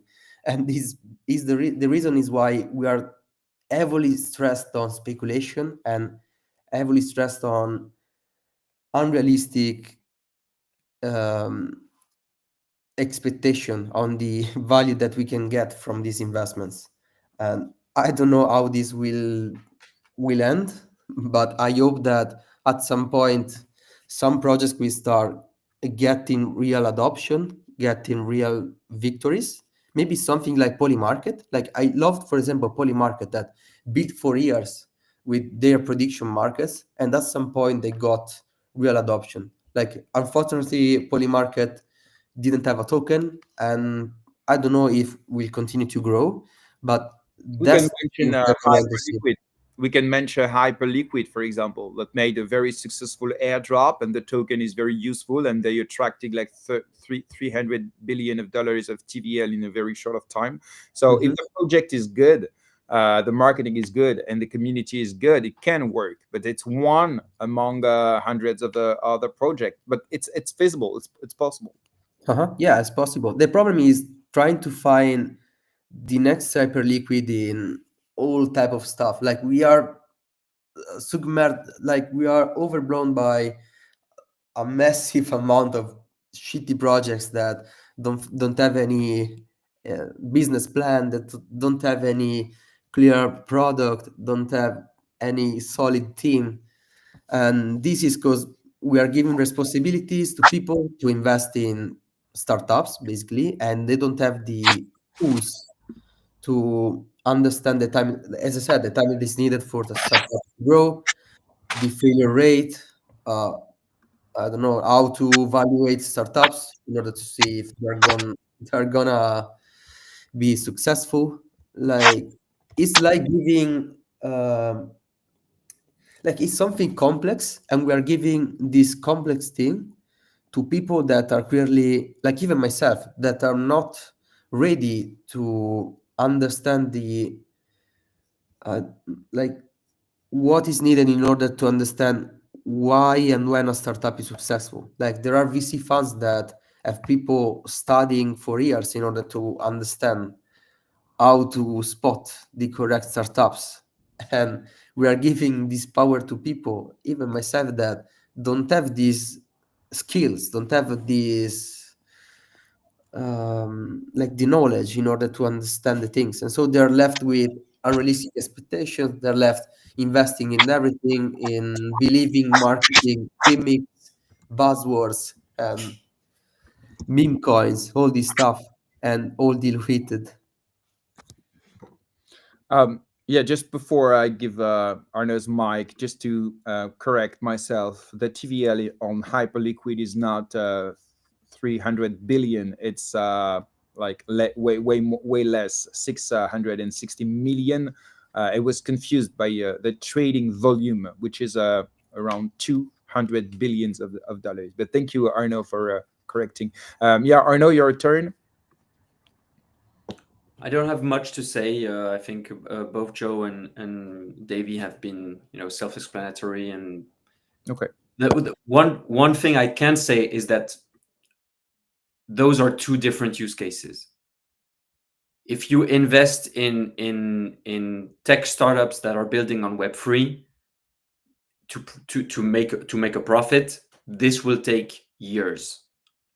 If you invest in meme coins, this is a highly speculative, highly volatile. You can make money, you can lose money. The time frame is way shorter. So it's two different things, in my opinion. It doesn't mean that you can't make money in a shorter time frame by investing in more serious tech startups, especially if, like Joe said, the narrative comes back to utility. But then it will have nothing to do with the actual seriousness or the economic value of the project. It will be a speculative trend. So this can come back. I don't know. I do hope it will come back a bit so that we can put butter in the rice. But those are two different things. Thank you very much, guys. Thank you very, very, very much. It was very interesting. This show is over now. We are not that late, actually. So it was perfect. Thank you very much, Davey. Thank you very much, Joe. Arno, thank you very much, of course. And yeah, the audience, thank you very much for being there every Wednesday for a special edition around the MultiversX. I hope you learned things. And yeah, it helped you to make your own opinion. You can find the replay on every podcast platforms, but also on our YouTube channel. Don't forget to subscribe, to add a comment, a like. It's very important for us in terms of reference. See you next Wednesday for a new show. And yeah, have a very good day. Bye-bye.